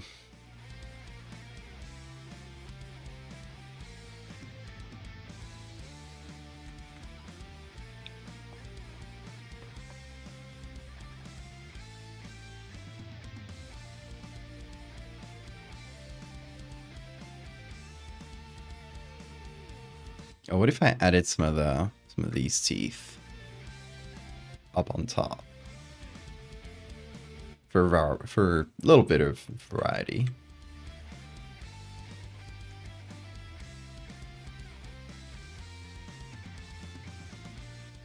Oh.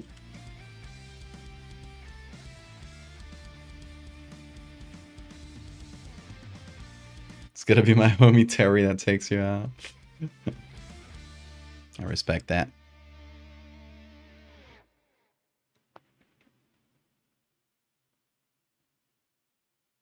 A friend always knows your tastes best, yes. And plans on continuing the facade? Yes.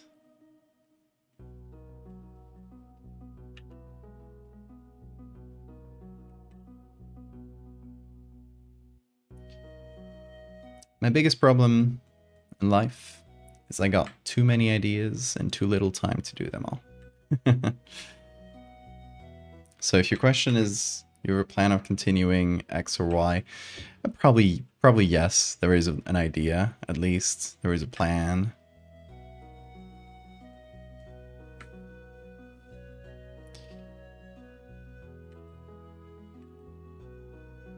But if that'll see the light of day, that's a question we may never know.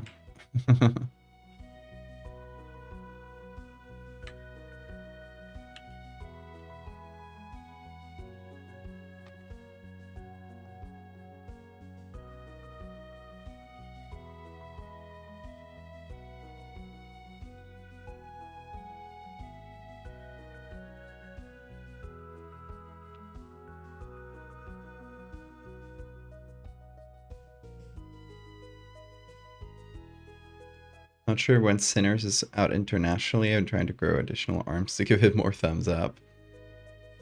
Sinners. Let's see. Let me just check on the side here.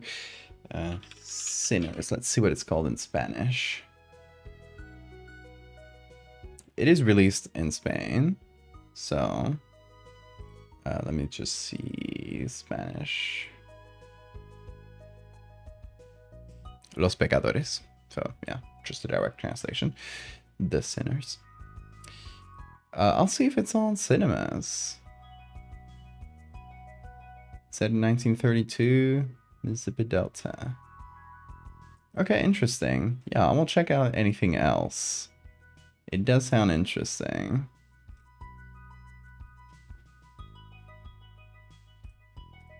I'll see if it's on cinemas nearby later. Your boy Heather is in the exact same pose as Bean. Hell yeah. Circle friends. You can trace a perfect circle. Look at that. Look at that. You can cast a spell with that circle.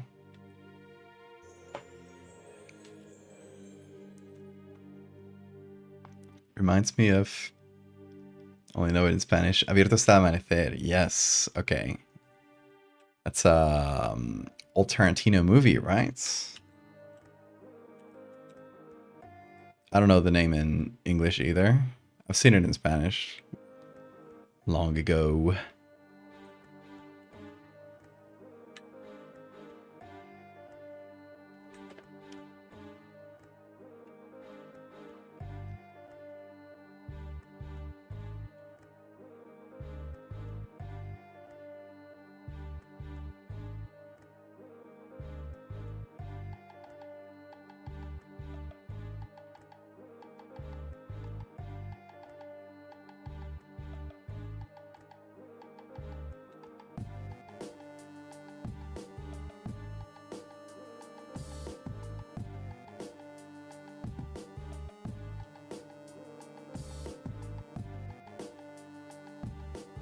If I change the shape of this one, like they're kind of getting blurred out up here, and I don't know, is it the color? Yeah, it might be the color layer. There we go. I could just remove this color layer actually. No, I'll keep it. I'll keep it. It's pretty okay.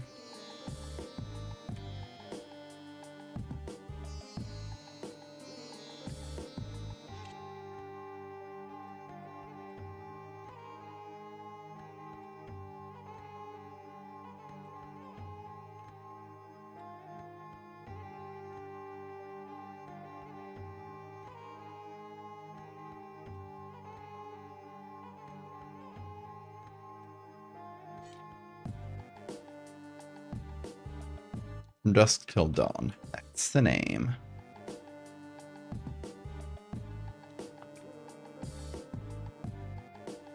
From does still not if it was a rumination on colonialism. A love letter to blues music. Sounds very interesting.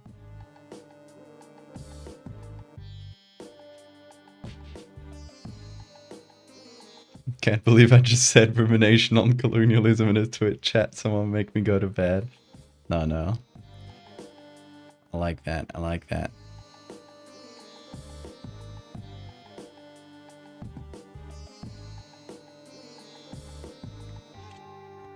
I love a good horror movie. I assume it is horror, right? It looks like horror. Yeah. I love a good horror movie that engages with deeper issues, deeper topics. Always a big fan of that.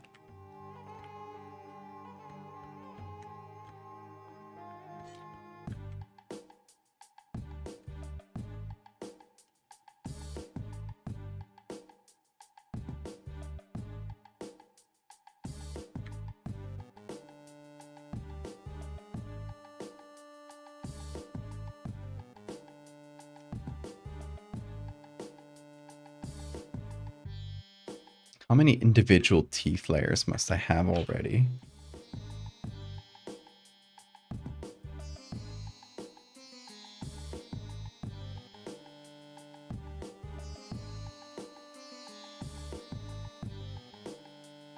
You guys want to try guessing how many layers this document has right now? If I'll repeat what I always say. If anybody gets the exact number of layers, no, not one more, not one less, the exact number, they get a free gift sub for themselves or whoever they choose.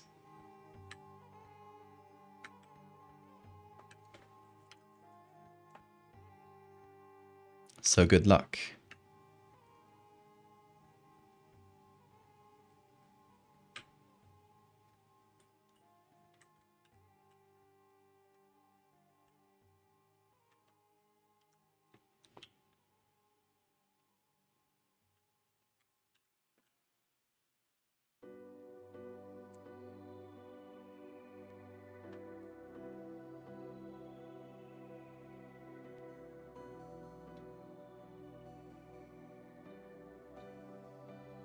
Another thumbnail that said the trees are alive.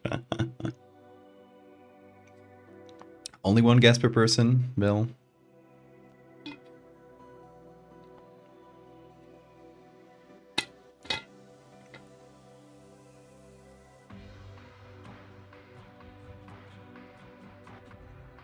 Unsorted horror.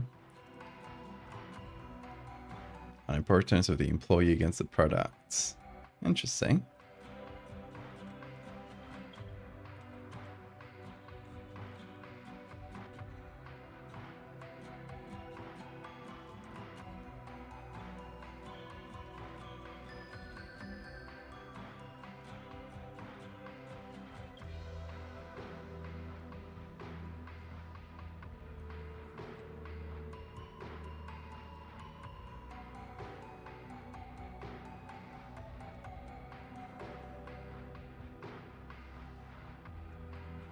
I'm just kind of making more unorganized rows here, just to make everything feel a little messier. I beat Pandas. Welcome, folks. I hope you like teeth. If anybody's disgusted by teeth, I'm sorry. Welcome, folks. Thank you for the raid. Pandas, how was your stream? What did you do? What did you play? Thanks for the follow, folks. Blackheart, Pandas, Coffin. A facecam border. I'm in Photoshop. Seaberry, thank you. Okay, I guess let me give folks a little context to what we're doing here. This is part of an art series I've been doing for a few years now, called the Fractal series. If you've come across this online, let me know in chat. That would be cool. Because it's been around the internet, so it's been around a few social media, so if you follow horror art, chances are you might have seen it. The series starts with something pretty simple. A ship spills and a strange liquid spills out of it. A ship capsizes, should I say. A strange liquid spills out. and starts forming fractal patterns. Soon after, the fish in the area start growing into the same patterns. It all seems like a small local incident until a big hurricane picks up some of this substance and essentially like vaporizes it into the air. And as it touches land, it starts like affecting things. First, it's small, like, you know, maybe the flowers or the animals. Spiders start making fractal spider webs. Not only, you know, the shape of the animals, but also their behavior. You did see these? Hell yeah. And thank you, Pandas. Played Assassin's Creed Black Flag. Oh, the Pirates one! I love when they sing. That was my favorite part of that game. Gotta raid an artist. Hell yeah. Thanks for the raid. And thanks, Logical Enemy, for the follows. Yeah, it not only affects the shapes of the animals. Like, you can see this spider has legs coming out from its legs, and so on. But it also affects their behaviors. Like, these birds are flocking in fractal patterns as well. Soon, though, it starts affecting humans. At first, it's just like the bacteria that's living on us that starts growing in fractal patterns, but soon enough, it starts morphing our bodies. And at first, it's small-looking things like, oh, maybe your teeth or your pupil or your nails start growing in weird ways. But soon enough, just like the birds, the humans start getting weird behaviors. This is just a fractalized brain. And this is people just like the birds that formed a fractal flock. People are forming... This is like just a regular queue, right? But people, instead of queuing up in a line, they start queuing up in a fractal pattern. Or children, they start playing like hopscotch. And they start like branching the hopscotch over and over and over. Soon, a few years after, this is a timeline we're following, right? It starts in 2006.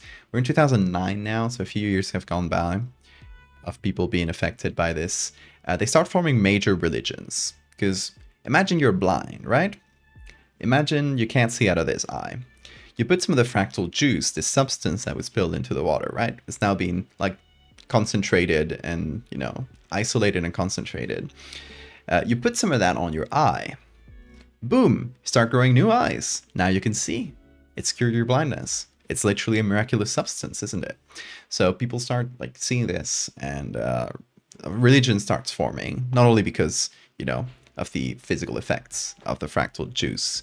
I call it fractal juice. It's in the story, it's called Hostarf D 2.5, or just a fractal, but I call it fractal juice, just for friends. So it's, you know, not only like the physical effects of the fractal juice, but, you know, it's literally like messing with your brain in some ways, where it'll make you feel like your brain is expanding. And, you know, that can lead really easily to like religious experiences and religious fervor. So major religion starts forming. A few years after that, it starts like going stranger and stranger. A branch of this religion, literally called the branch, decides it's not enough to just like voluntarily expose yourself to the fractal. We need to expose everybody. So they hatch a plan, and they take a bunch of this fractal juice and they vaporize it over major cities all over the world. And let's let the images load. They vaporize it over major cities all over the world and essentially just infects millions of people, tens of millions probably, uncountable numbers. There's a fractalized person celebrating as, you know, like this like vaporized stuff just rains all over the city. And here's a bunch of people just like out celebrating, kind of in a protest. They say baptism for everyone and stuff like that. You get a fractal, you get a fractal. Biblically accurate medicine, I love that. So we keep following the timeline. It starts getting ugly as, you know, all over the world, you get like major population centers are all majorly affected by this fractal. So in a lot of places, they start just like locking down the cities and not letting anybody leave. It you know, it gets ahead. It gets to like physical conflict between the fractalized people that are locked inside, and the like, you know, military, police, etc. And you know, since the fractalized people, they're just people, they don't have weapons, they just start using the fractal as a weapon. So they start fractalizing everybody who's, you know, the police and stuff. As we can see here. There's a car burning in a fractal pattern. And so this goes on for a few years. Eventually, like, most of the population in the world is fractalized. And after this, like, sort of storm, a strange sort of peace comes back as people start getting together and just building. And they don't build regular stuff. They build enormous, senseless fractal megastructures. You know, not with just like 2x4 pieces of wood and hammers. They're using like high skill engineering, right? They're not zombies. They're building these giant megastructures. Everybody's helping, right? They're all queuing up to bring materials and stuff. But it's done with like at least good planning and skill. And this is where we are in the series, what's been published, right? In this timeline. What we're doing right now is the next part of the series, which is essentially gonna like focus back on the sort of the individuals, because we've been seeing what's been going on with society, and we haven't really followed up on what's been going on with all these people that have been fractalized, like this person with the teeth, and you know, this person with the eyes, or this person with the hands. So we're bringing that back, and this next part, and if you might have noticed, each of these parts is 3 images. Try to keep it to like at least like that sort of rhythm. We're doing the next 3 images. This is the evolution of this person, right? We're seeing them later on. Then we get the fractal eye that I showed you guys. This is how it evolves. It's taking over the entire face. And the fractal arms have evolved to a point where it's just like a whole mess. It's a cloud of arms around this person. So it's essentially getting to a point where it's like incompatible with life. Like at some point, like these fractalizations will make it impossible for you to eat, or your circulation, your like, if you get a million arms like this, imagine the work your heart has to do to just pump blood to all of those. So, you know, you'll start getting like necrosis in the tips of your fingers, and like start getting infections, complications, and eventually, you know, everybody will die of complications from all these fractal things. Like, imagine this eye, this massive eye. Imagine how much space that takes inside the skull. That's eventually going to push against the brain. You'll get like either an aneurysm, or your brain will like be pushed out of the skull, and that's basically like instant death. So yeah, that's how everybody's going to end up. So we're showing like the advanced stage of all these, the people we've been seeing throughout the series, right? And just essentially showing that, yeah, it's so bad they're gonna die.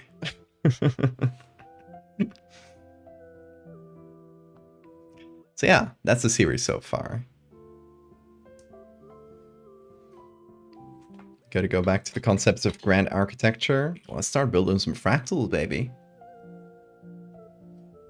Who's with me? Glad you guys like it. What if other organs start fractalizing? Absolutely, like everything.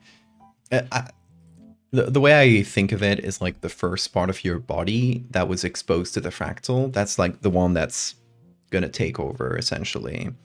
But you know, if you were exposed in different parts of your body, they will each start fractalizing, like fight against each other.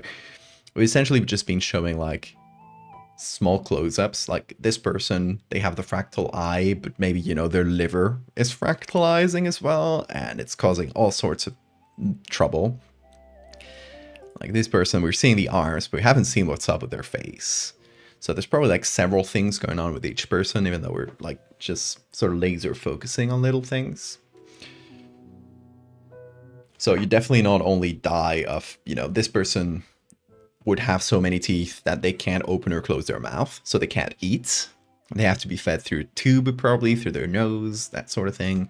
But they probably also have other stuff going on to the point where, you know, it's unlikely they'll live for much longer at this point. Fractal intestines would be really troublesome, yeah. You can't digest anything.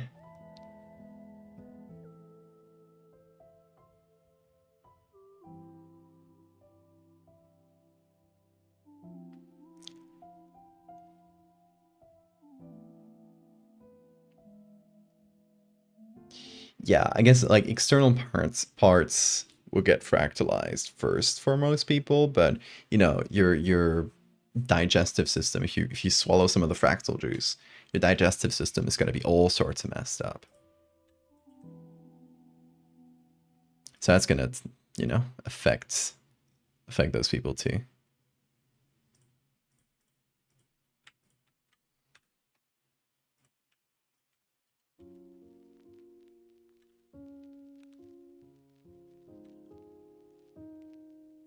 Okay, so we're here with the teeth and just trying to like make it all look like the same image, essentially.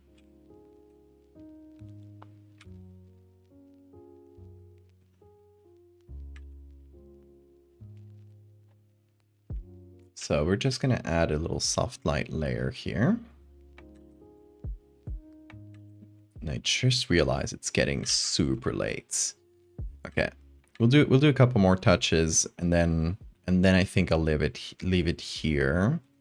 So we've done the main edits, so that's the most important bit.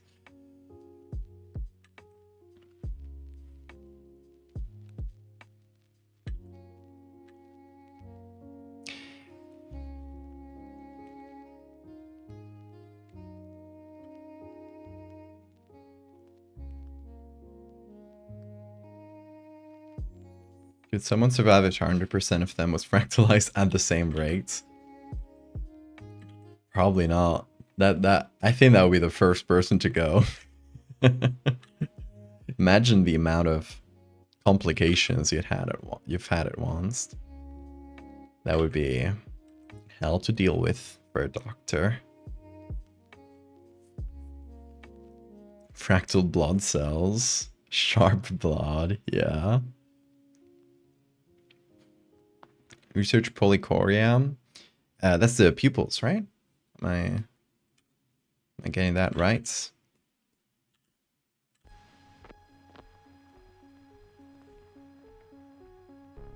Double iris, yeah.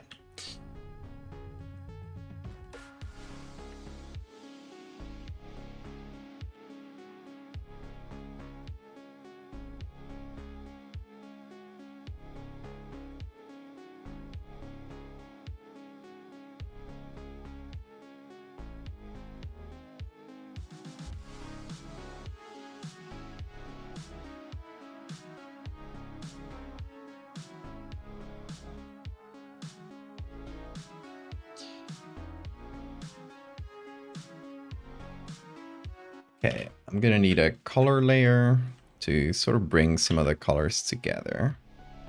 Because there are some teeth that just have like slightly different colors.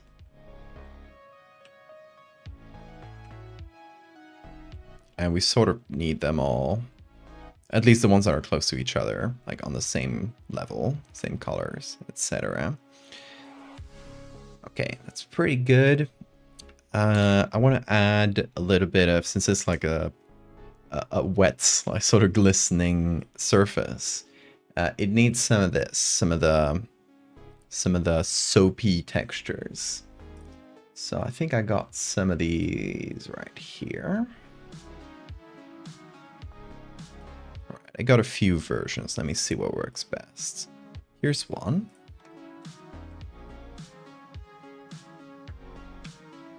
So if I add this on maybe high pass or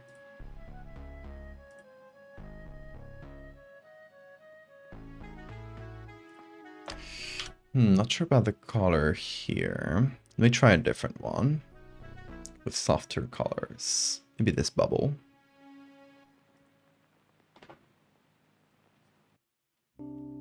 Can't have creepy without a little wet. I love that.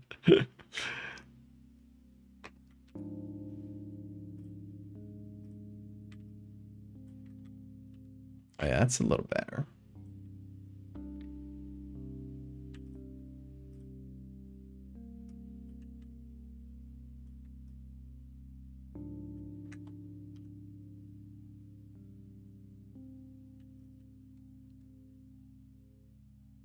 Is this gym creepy or wet? I love that post.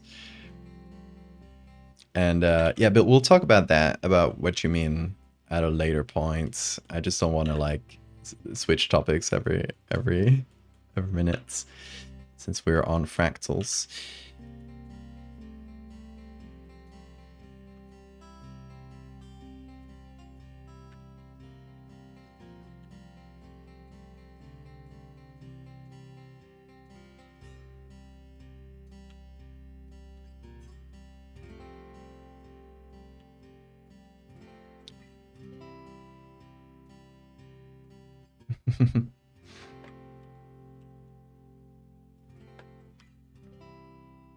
Yeah, the fractal series is one of the few things that manages to be both creepy and wet.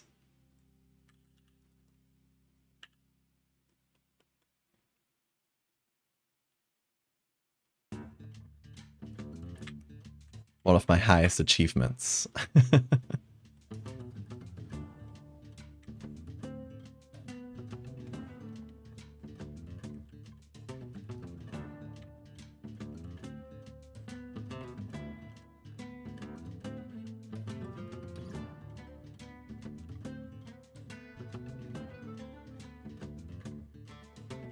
Okay, a little bit of that soapiness, soapy texture.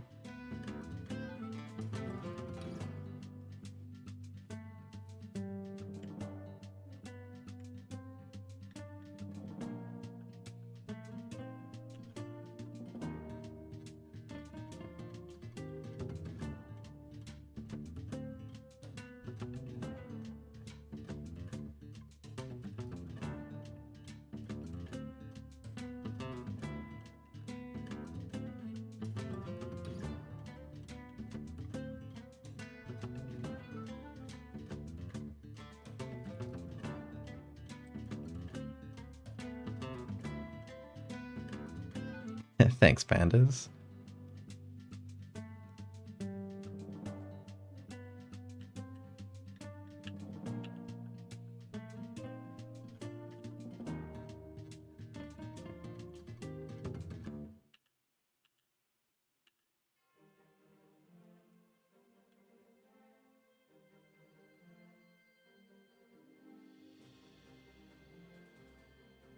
Okay, let's get some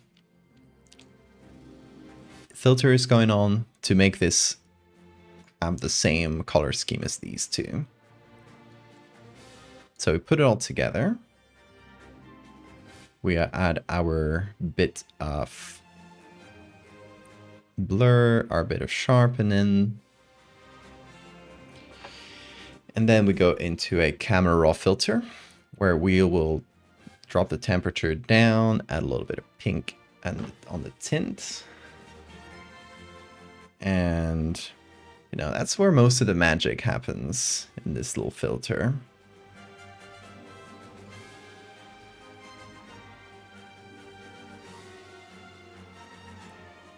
Here's where we control like the size of the grain.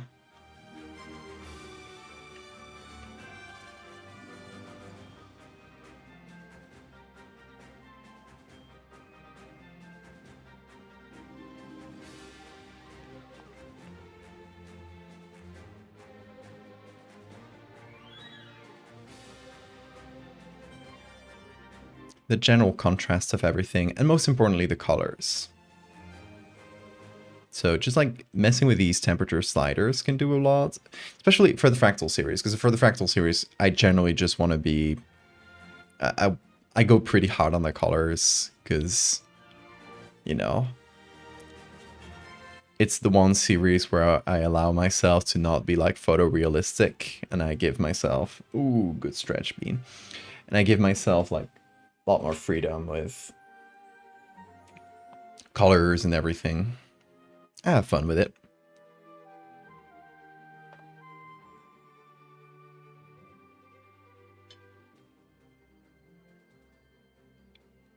Oh, Monday, I do.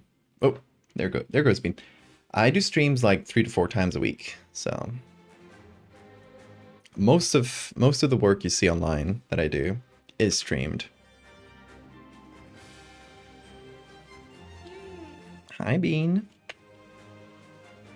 He's right here.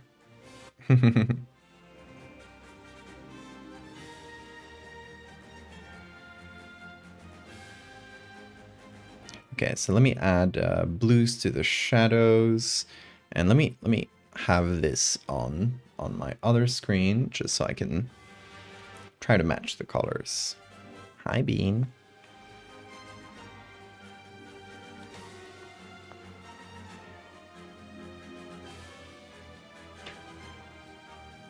Tell more people. You know, I always put up announcements when I stream on social media, at least like temporal announcements, but those tend to like get super blasted by the algorithm because they have links and stuff. They point outside the site, and so yeah, the algorithm doesn't like those. It's the issue with streaming on Twitch and also being on other socials. It's really hard to get people to go from one to the other. Hi, Bean. You have to tell Pandas I stream. Well, it's never too late to find out.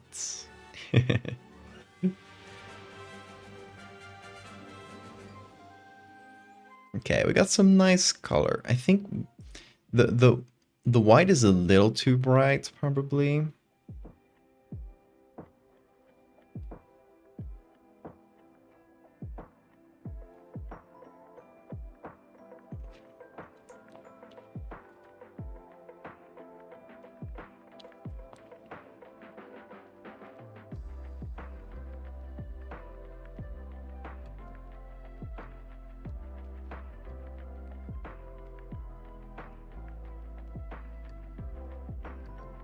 Okay. We are getting there.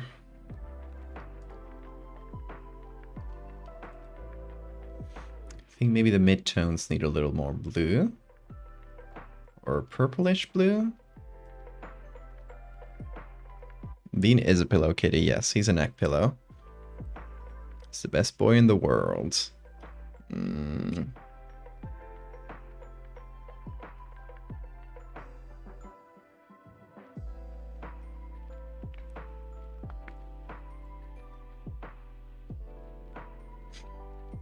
I wish I could have brought even more peeps. Oh, I really appreciate the ones you did bring. Always good to have more people from within Twitch too. Oh, Bean is back on there. Oh, finding his spot. There he goes. That was just a brief shoulder stint.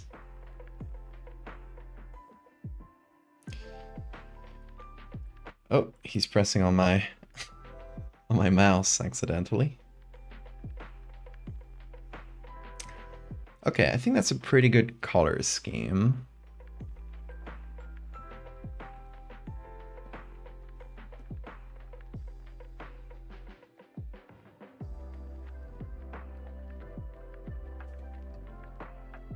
Let me maybe add more vignettes. A little bit more for dramatic effects. I like a bit of a spotlight. Someone who's going almost exclusively through Twitch. Damn, that's hard. Well, I don't know how the gaming side is, but I know for art, if you don't bring people from outside, you're pretty much screwed with growth. Because Twitch does not have a good like recommendation system.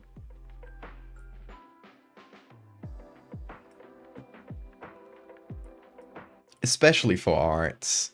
Art is like the forgotten category. They used to have a time where like, you know, the art category, they had their own employees for it and everything.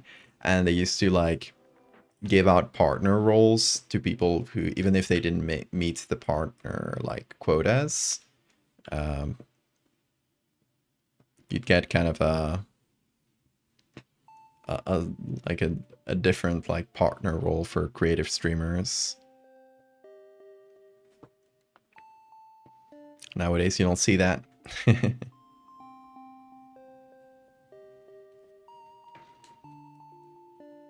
It's universally bad.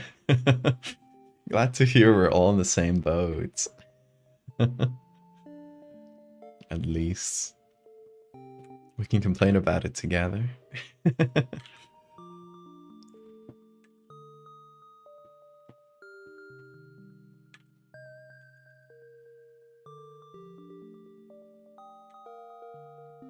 Honestly, like for me streaming is just a thing that helps me focus. Like when I'm streaming, like I started streaming what nearly 4 hours ago, right? I got a piece done, like pretty much start to finish. If I wasn't streaming, like the same piece would take me a lot longer because I would just get distracted with a million things. Bean, don't lick your ass on camera. So yeah, to me it's just like a really big help with just like getting stuff done.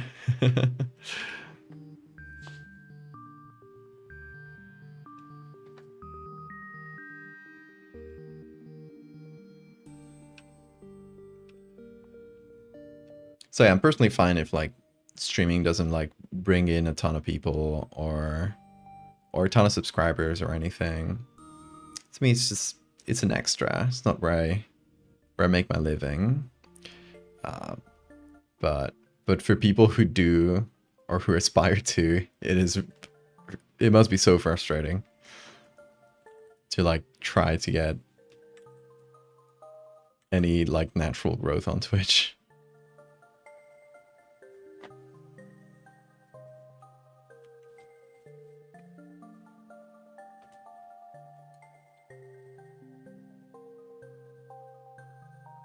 You don't bother, Bill. Don't worry.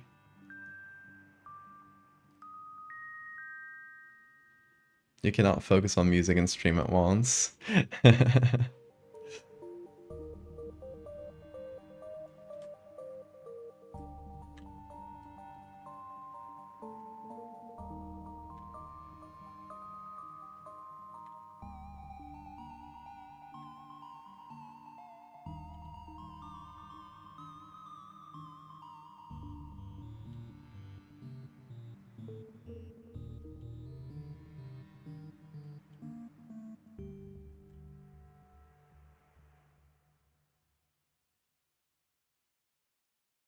Yeah, another thing with like specifically art and Twitch and stuff is that my stuff is specifically it's like very niche. Like it is horror and photo manipulation.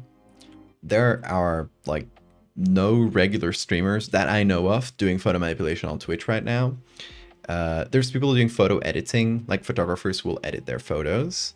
That's like maybe the closest thing, but it's really just a different medium. And yeah, there's generally like not a lot of artists doing this medium online in general. So finding one that does that and also streams, really rare. And also horror. And also just art in general, which is like fairly niche on Twitch. And most of the art you get is like, you know, VTubers drawing like anime girls. it's fine. It's just not for me.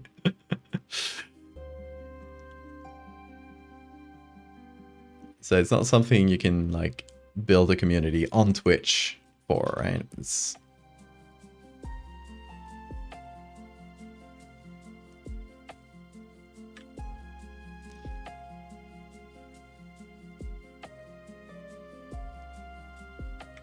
you gotta essentially just do your own thing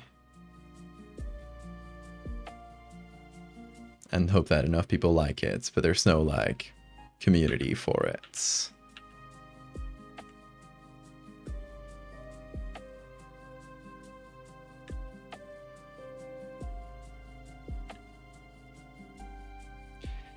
Okay, let's test out the filters with this. And then I guess we just bring it to the end. I thought we wouldn't finish this today, but I think we will. Yeah, just need to sign this. I guess there's new folks, so just let everybody know. I signed all my pictures in a funny way, where I have this signature that looks like this.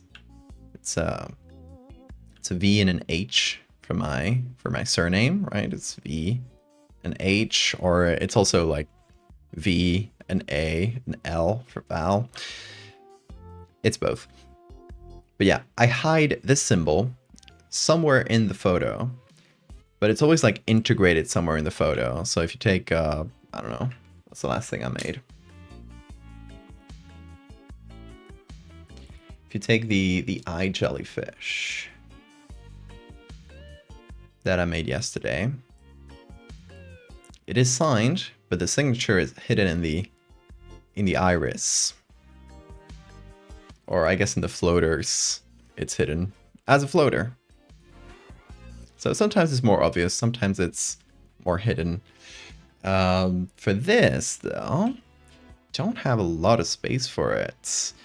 Maybe like in the folds here, it feels like the most natural place.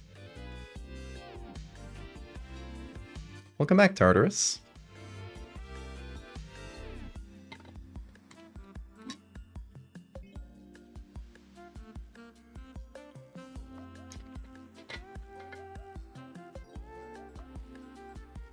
If you take the eye jellyfish, I say normal things on this stream.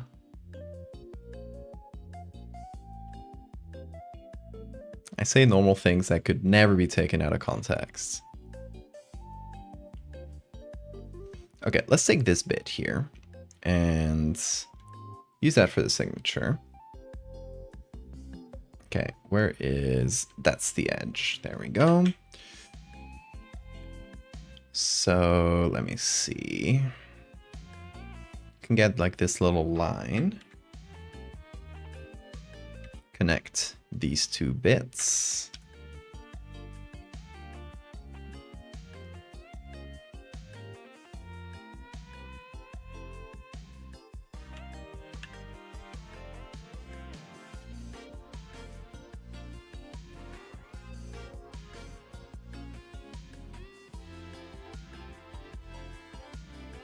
Simplify the shapes around it so it's not too messy. And once again, let's get a second copy of this.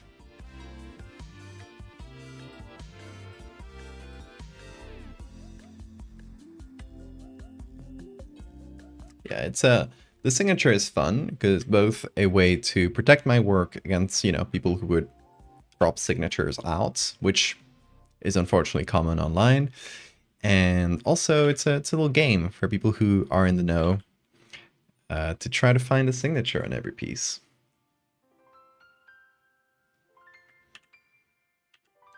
And you know, occasionally I will frustrate everybody because I will forget to sign something because I'm forgetful like that.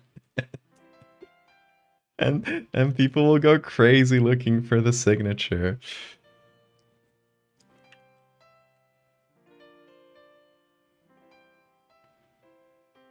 That's very occasionally. So if you're like on my website trying to look for the signatures, you will find them. They're there. Sometimes they're hard though.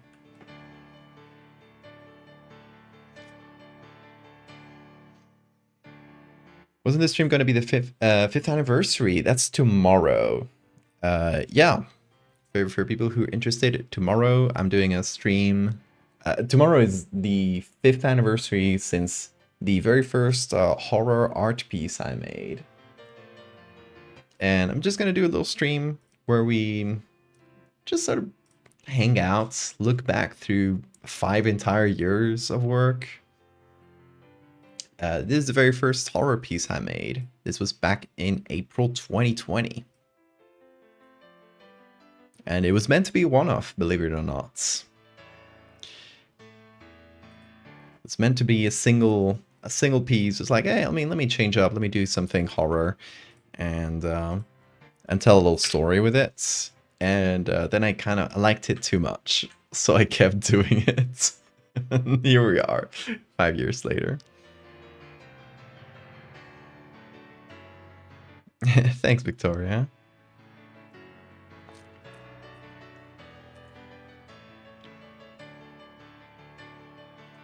I remember I was staring at the bloodbark tree, looking at the background, like, those pieces of grass must be the signature. Oh yeah, it's really funny because, you know, the signature is something, it's a pretty simple shape, so you'll sometimes find it, like, randomly, and I'll have people, like, send me photos of, like, IRL versions of my signature that they found, which is really funny. Or sometimes people won't find a signature and they'll start, like, pointing at, like, similar-ish things in the background. I love when that happens. But yeah, in Bloodbark Tree, where was the signature? I forget. Oh yeah. Oh, so you're looking at, like, the background here, trying to find it, right? And it's just scratched on the tree.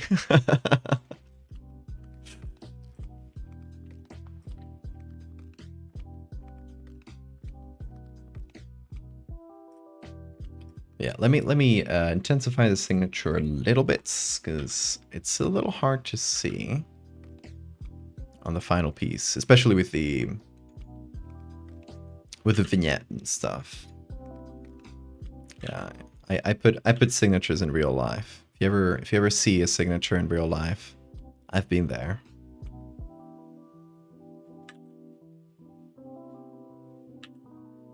I am in your walls.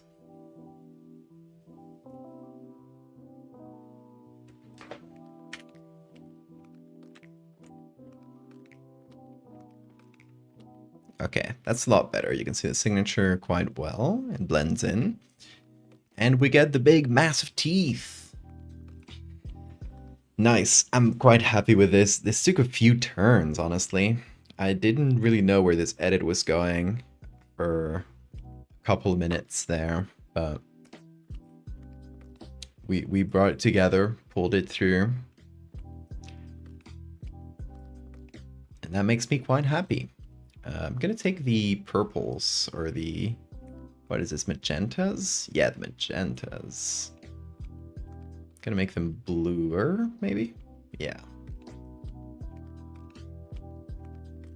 Or I'll just do this.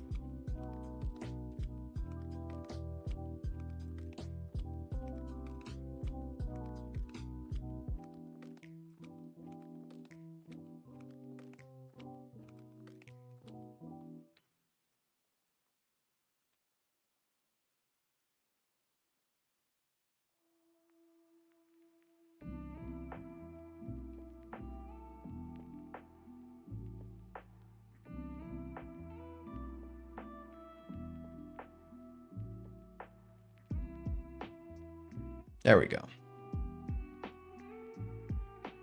A little bit more purple. And I'm gonna call this done. It is 7:35 in the morning, so a job well done. And it's quite late. So we'll call it there for tonight. I'm gonna save this, hope it saves, and let's look at all of them together. Thank you for the save reminder. Great timing. Also, as a JPEG, there it goes. Look at that macro go. Okay, let me place them all around the screen. We have, oh, incorrect. this one, we have this one, and we have the arms. Okay, placing them around the screen here. Okay, the match for color is quite good.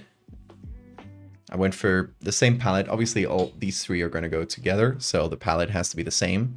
They generally have a pretty bright, like washed out, like bright colors with some blue.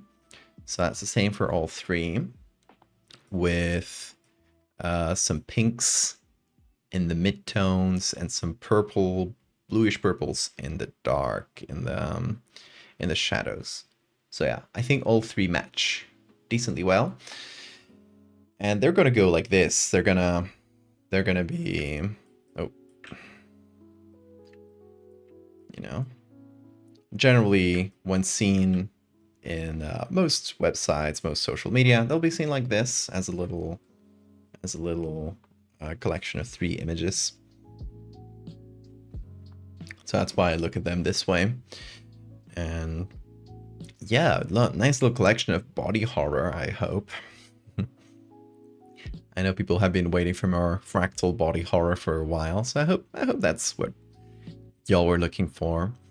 And that brings us to like really close to the ending of the fractal series too.